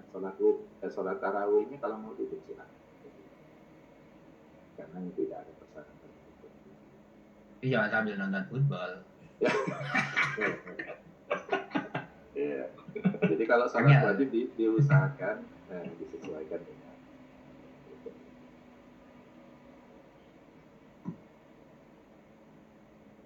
Mas guys, kalau sholat 2 rakaat sebelum subuh itu harus masuk setelah masuk subuh kan? Nah itu ada 2 pendapat. Ya ada yang mengatakan sebelum masuk subuh, ada yang mengatakan setelah masuk subuh. Itu sebagian besar. Oh, itu emang ada yang sebelum. Jadi majority itu yang setelah subuh. Jadi setelah masuk subuh kita sholat namanya rawatib ya, qobliyah subuh. Itu yang sunnah. Tapi kalau saya baca Nabi itu sebelum ke masjid sholat 2 rakaat dulu. Ya. Sholat sunnahnya. Pertanyaannya sudah azan atau belum? Karena kan Rasulullah SAW kan tinggalnya dekat kan. Kemudian azan subuh pada saat itu ada 2 azan, jaraknya jauh dengan waktu sholat itu sendiri. Dan jadi pertanyaan tadi kan apakah dilaksanakan sebelum masuk subuh ya, sebelum azan atau sesudah azan? Mayoritas yang kita ketahui itu adalah setelah azan. Saya melaksanakan setelah azan, jadi termasuk rawatib namanya. Rawatib ya 2 rakaat sebelum subuh. Ya itu kemarin juga kan waktu kami diskusi di masjid itu kenapa kalau bisa sholat sunnahnya itu di rumah. Itu juga kan kalau kita sholat terus-terusan sholatnya di masjid, kapan sholat di rumahnya? Makanya untuk itu ya sholat sunnahnya dilakukan di rumah, sholat wajibnya dilakukan di masjid. Yang Rasulullah SAW sering lakukan itu adalah sholat 2 rakaat sebelum subuh di rumah dan 2 rakaat setelah isya di rumah. Yang lainnya beliau biasanya lakukan di masjid. Mas Agus, itu masalahnya juga ya. Kalau sholat 2 rakaat di rumah sebelum subuh, terus kita sampai ke masjid sholat 2 rakaat lagi kan boleh kan ya? Iya, sunnah ini ya. Tahiyat masjid. Sholat sunnah tahiyatul masjid itu yang begitu kita masuk masjid. Apakah itu termasuk rawatib? Enggak kan? Enggak. Tahiyatul masjid bukan rawatib. Rawatib berarti sesudah rawatib kita boleh sholat sunnah lagi untuk rawatib. 2 rakaat itu kan semacam apa ya, minimal ya. Kalau mau sholat lagi silakan. Ada yang namanya ya sholat mutlak aja namanya. Ada istilah sholat mutlak. Sholat sunnah mutlak itu sholat yang dilakukan tanpa aturan tertentu dan macam. Ya silakan ya mau sholat 2 rakaat kapan aja. Enggak, maksud saya kalau kita di rumah sholat subuh, sholat sunnah, kemudian mau sholat subuh di masjid kita surat 2 rakaat. Itu niatnya mau surat apa? Rawatib atau mau surat itu tergantung niatnya kan? Tergantung niat. Pertama ya Pak Bowo, kalau masuk masjid itu ada namanya sholat sunnah tahiyatul masjid. Iya. Kedua kalau kita mau sholat lagi namanya sholat sunnah. Kalau kita sudah sholat sunnah rawatib di rumah, ya mungkin baiknya niatnya sholat sunnah mutlak aja. Oke. Ya. Jadi mutlak itu bisa dilakukan kapan. Dan itu juga yang menjadi atau nggak pakai niat juga nggak apa-apa kali ya. Udahlah pokoknya sholat sunnah aja gitu. Iya, itu namanya sholat sunnah mutlak. Seperti itu. Kalau masuk masjid sholat subuh, udah sholat subuh, jamaah udah sholat subuh. Habis sholat subuh boleh sholat rawatib? Nggak boleh. Saya dulu dimarahin sama. Kalau kita biasa sholat sunnah, terus kita ketinggalan itu kan boleh dilakukan Boleh, kalau iya. kita nggak pernah atau jarang Ya. nggak boleh. Jadi ada waktu-waktu yang dimakruhkan untuk sholat sunnah.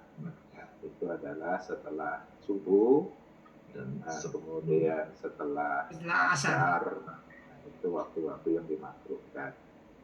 Jadi kalau kita terbiasa dengan sholat sunnah rawatib sebelum subuh dan tiba-tiba kita kesiangan gitu ya, kita lari ke masjid, di masjid sudah mulai sholat fajar, jangan sholat sunnah karena dilarang ya.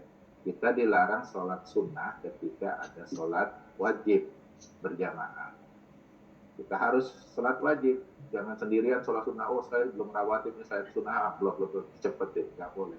Juga termasuk ketika kita sedang sholat sunnah, ya sholat sunnah rawatib misalnya, kemudian si muazin itu iqamah, gitu ya, segera melaksanakan sholat wajib berjamaah, kita belum selesai sholat sunnah kita, maka kita harus langsung selesaikan. Ketika kita masih berdiri, langsung aja salam, assalamualaikum, katakan berdiri. Atau ketika masih duduk, kita langsung aja salam, assalamualaikum, katakan berdiri. Tapi jangan waktu sujud ya. Jangan waktu sujud atau ruku kita salamnya. Jadi mengakhirkan sholat itu bisa ketika berdiri atau ketika duduk. Diselesaikan. Kita harus ikut apa? Ikut sholat wajib. Karena tidak ada sholat sunnah ketika sholat wajib itu. Sholat jamaah wajib berjamaah. Nah itu hukumnya. Itu mas. Jadi nggak boleh. Nah kalau kita udah terbiasa sholat rawatib sebelum subuh, tapi kita ketinggalan tadi itu ya karena kesiangan, jadi kita datang sudah pada sholat subuh berjamaah, kita sholat subuh berjamaah. Setelah itu kita sholat rawatib, tapi niatnya tetap qobliyah ya sebelum melakukan sholat subuh, karena itu kebiasaan. Wih,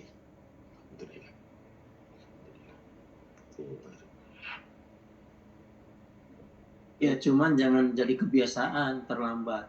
Nanti tiap hari sholat rawatibnya setelah subuh. Ya itu bukan kebiasaan, tapi sesuatu yang khusus. Kalau kebiasaan mah lebih baik jangan. Jadi kebiasaan datang telat ke masjid, kita belum sholat rawatib tiap hari seperti itu ya jangan sholat lagi setelah subuh. Wah, terima kasih sekali. Saya yang sering terjadi itu sholat sunnah belum selesai. Terusan itu. Iya. Saya sudah mah. Itu muatnya pengen cepet-cepet. Iya. Kecuali kalau memang sudah dekat ya silakan diselesaikan. Tapi kalau baru satu rakaat baru mulai Allahu Akbar, mereka nggak tahunya udah mulai salat jamaah. Ya langsung aja salat. Ya insya Allah pahalanya tetap. Karena nggak boleh ada orang sholat berjamaah, kita sholat sunnah sendirian. Nanti dikatanya sombong benernya orang. Iya ada hadisnya itu ada. Iya. Tidak dibolehkan sholat sunnah. Di saf depan lagi mas ya. Iya. Ya itu makanya kalau kami udah dia saf depan sholat sunnah, bacaannya keras lagi ya. 4 rakaat lagi deh. Makanya di sini kan sholat subuh khususnya itu kan dilambatkan. Jadi misalkan waktu mulai masuknya tuh kayak sekarang ini ya, jam 5.58 kan masuk waktu fajar. Jam 6 lewat. Di masjid itu jam 6.20. Di at least ada 25 menit untuk yang rumahnya jauh atau yang bangunnya kesiangan, itu insya Allah masih ada waktu. Dan juga koordinasi juga dengan masjid yang lain. Jadi yang masjid yang lain ada yang 6.30. Jadi kalau kita udah bakal tahu bahwa telat di masjid datang ke masjid yang satunya. Kalau udah telat lagi yang satunya ya wes lah. Karena nggak bisa nyapa lagi kan udah banyak. Dan juga surat yang dibaca pun itu juga panjang, alhamdulillah di sini at least kalau sholat subuh itu ya 2 halaman gitu. Jadi per rakaat itu ya 5 menitan gitu ya. Jadi kalau sholat juga masih dapat 1 rakaat lah Oke, insya Allah nih.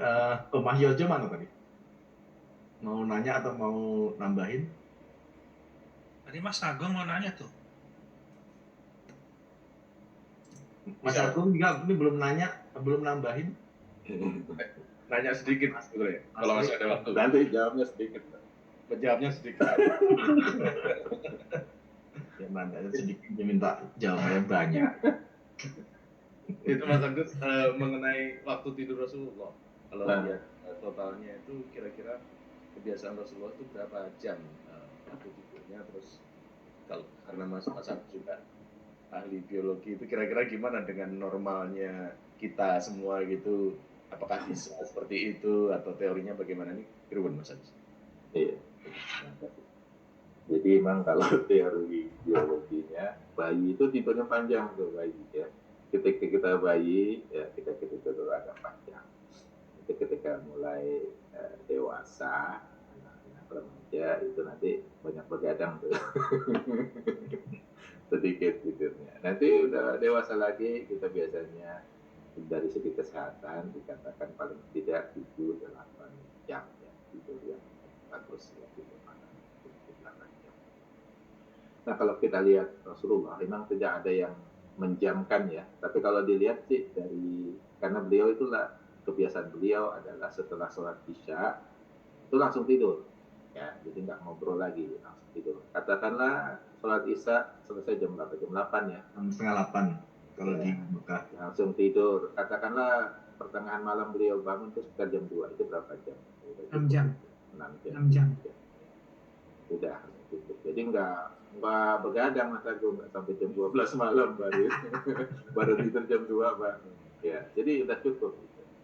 Jadi 6 jam, 7 jam, 8 jam ya. Kadang 5 jam juga ada cukup. Semakin tua kita biasanya semakin berkurang juga waktu itu. Itu biasanya yang jadi cukup ya waktu tidur Rasulullah SAW sudah cukup ya, sehingga dia bisa melaksanakan sholat tahajud di tengah malam dan panjang sholat tahajudnya. Ini juga yang contoh mungkin yang sulit kita lakukan ya, sholat tahajud Rasulullah itu panjang sekali. 2 sampai 4 jam. 2 surat. Ya, dan mau menambahkan dan Rasulullah biasanya melaksanakan khailullah, tidur siang, napping 15 menit gitu. Dan ternyata itu sangat secara biologis ya, sangat membantu sekali ya, yang kan 6 jam tadi kan kurang kalau kan, maksudnya 7 atau 8 jam. Dan khailullah itu nggak tahu nih Mas Agus bisa menjelaskan. Itu bahwa tubuh kita tuh kayak di energize lagi. Jadi itu hanya 15 menit.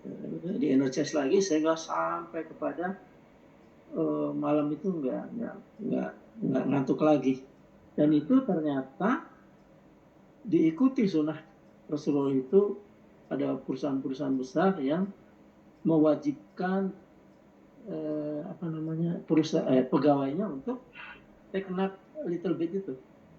Karena take nap-nya bagaimana? Harus telentang atau di meja aja? Jangan telentang lah, keras. Keras ditelan. Jadi ternyata membuat perusahaan itu produktif ya. Nah itu tambahan mungkin Mas Agus bisa jelasin tuh kenapa kok hanya 15 menit bisa menggantikan 2 jam gitu. Iya, kalau tidur kita bagus ya, itu memang sedikit pun ya, itu bisa mengembalikan fungsi tubuh secara normal. Tapi kalau walaupun udah tidur 9 jam tapi enggak isinya gelisah aja juga bangun-bangun tetap capek juga. Ya. Yang jelas waktu kita mau tidur itu kita bersihkan semua pikiran kita. Makanya ada salah satu sahabat Rasulullah SAW yang bahkan tidurnya itu nanti masuk surga dia, yaitu ketika dia tidur, sebelum tidur itu dia lupakan semua dosa-dosa orang, bahkan dia ampuni atau maafkan semua kesalahan orang-orang yang pernah menzalimi dia selama seharian. Nah itu itu ada ya hadisnya ya, contohnya sampai orang tuh nih ada orang yang ahli surga nih yang masuk, kok dia gitu loh. Padahal dia ini enggak, kayaknya ibadahnya biasa-biasa aja, nggak tahu ada ibadah khusus yang dia lakukan, yaitu sebelum tidur dia selalu memaafkan kesalahan, ya, bersihkan hati kita, insya Allah tidurnya. Mas, kenapa makin tua tidurnya makin dikit? Banyak pikiran akhirnya.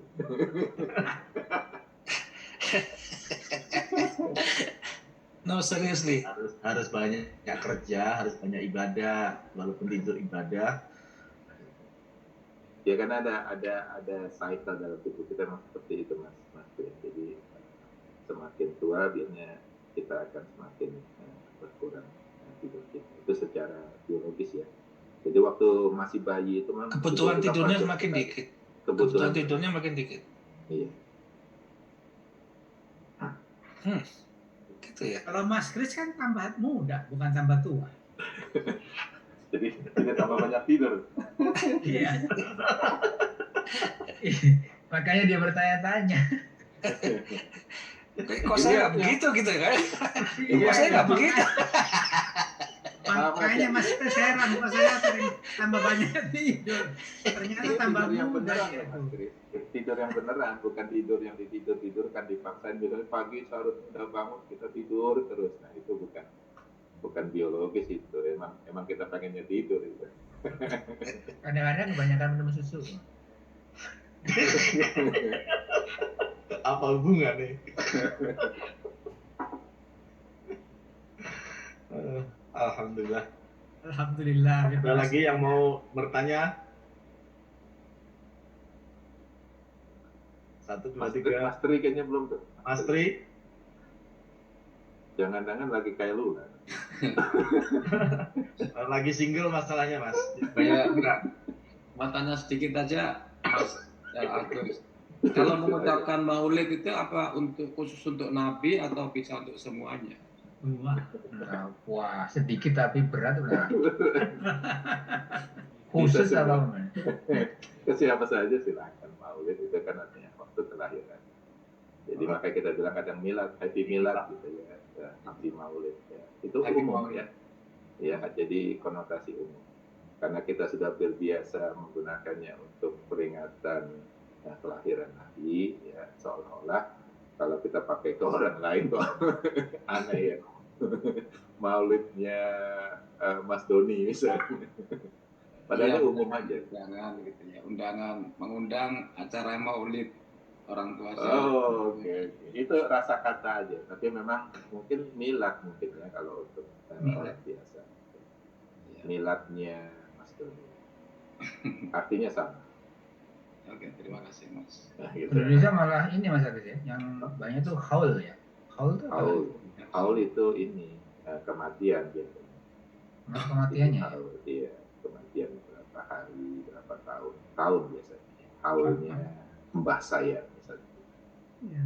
Mas Doni jangan pakai haul dong kalau gitu. Ya jangan, nanti sebenarnya haul Mas Doni itu nanti beda lagi. Nanti yang orang bingung tuh, haulnya Mas Doni, waduh, kacau. Ya kalau haul lebih kepada kematian, peringatan kematian. Oh. Ya, kalau mau kelahiran ya.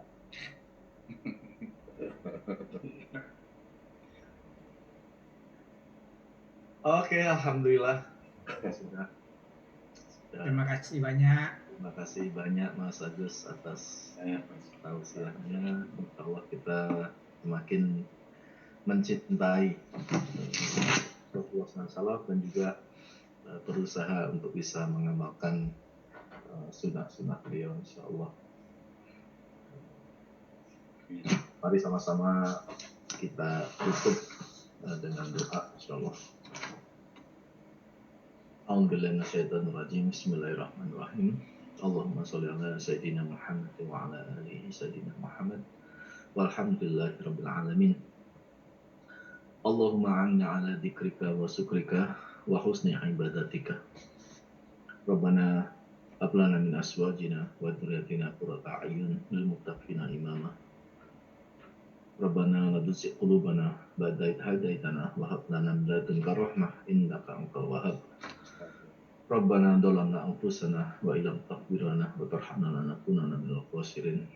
Rabbana afriq alaina sabran wa tawaffana muslimin. Ya Allah, satukanlah hati kami, damaikanlah sengketa di antara kami, Amin. menuju jalan keselamatan. Ya Allah, cukupilah kebutuhan kami dengan yang halal dan jauhkanlah dari yang haram. Ya Allah, kami memohon kepadamu ilmu yang bermanfaat dan rezeki yang baik. Amin. Jauhkanlah kami dari cobaan yang berat dan keadaan yang menyengsarakan. Ya Allah, janganlah Engkau hukum kami jika kami lupa. Janganlah Engkau bebankan kepada kami beban yang berat. Ya Allah, janganlah Engkau pikulkan kepada kami apa yang kami tidak sanggup memikulnya. Maafkanlah kami, ya Allah. Ampunilah kami, rahmatilah kami. Ya Allah, anugerahkan kepada kami pasangan hidup kami dan keturunan kami yang menjadi penyejuk dan penyenang hati. Jadikanlah kami pemimpin bagi orang-orang yang bertakwa. Ya Allah, limpahkanlah kesabaran kepada kami dan wafatkanlah kami dalam keadaan muslim. Ya Allah, tolonglah kami untuk selalu mengingat-Mu, mensyukuri nikmat-Mu, dan meningkatkan ibadah kepadamu. Ya Allah, kami mohon semua usaha kami menghasilkan kebaikan dan ridho-Mu. Ya Allah, jadikanlah setiap tambahan usia bertambah pula kebaikan kami. Jadikanlah kami bersih dari segala dosa. Rabbana atina fid dunya hasanah wa fil akhirati hasanah wa qina adzabannar. Subhana rabbika rabbil izzati amma yasifun. Al-mursalin walhamdulillahirabbil alamin. Sama-sama kita tutup dengan doa kafaratul majlis. Subhanallah wa bihamdika asyhadu an la ilaha illa anta astaghfiruka. Kita ketemu lagi minggu depan di gelombang dan channel yang sama. Amin, terima kasih. Assalamualaikum. Mas Agus rumahnya baru itu? Iya. baru pindah rumah itu.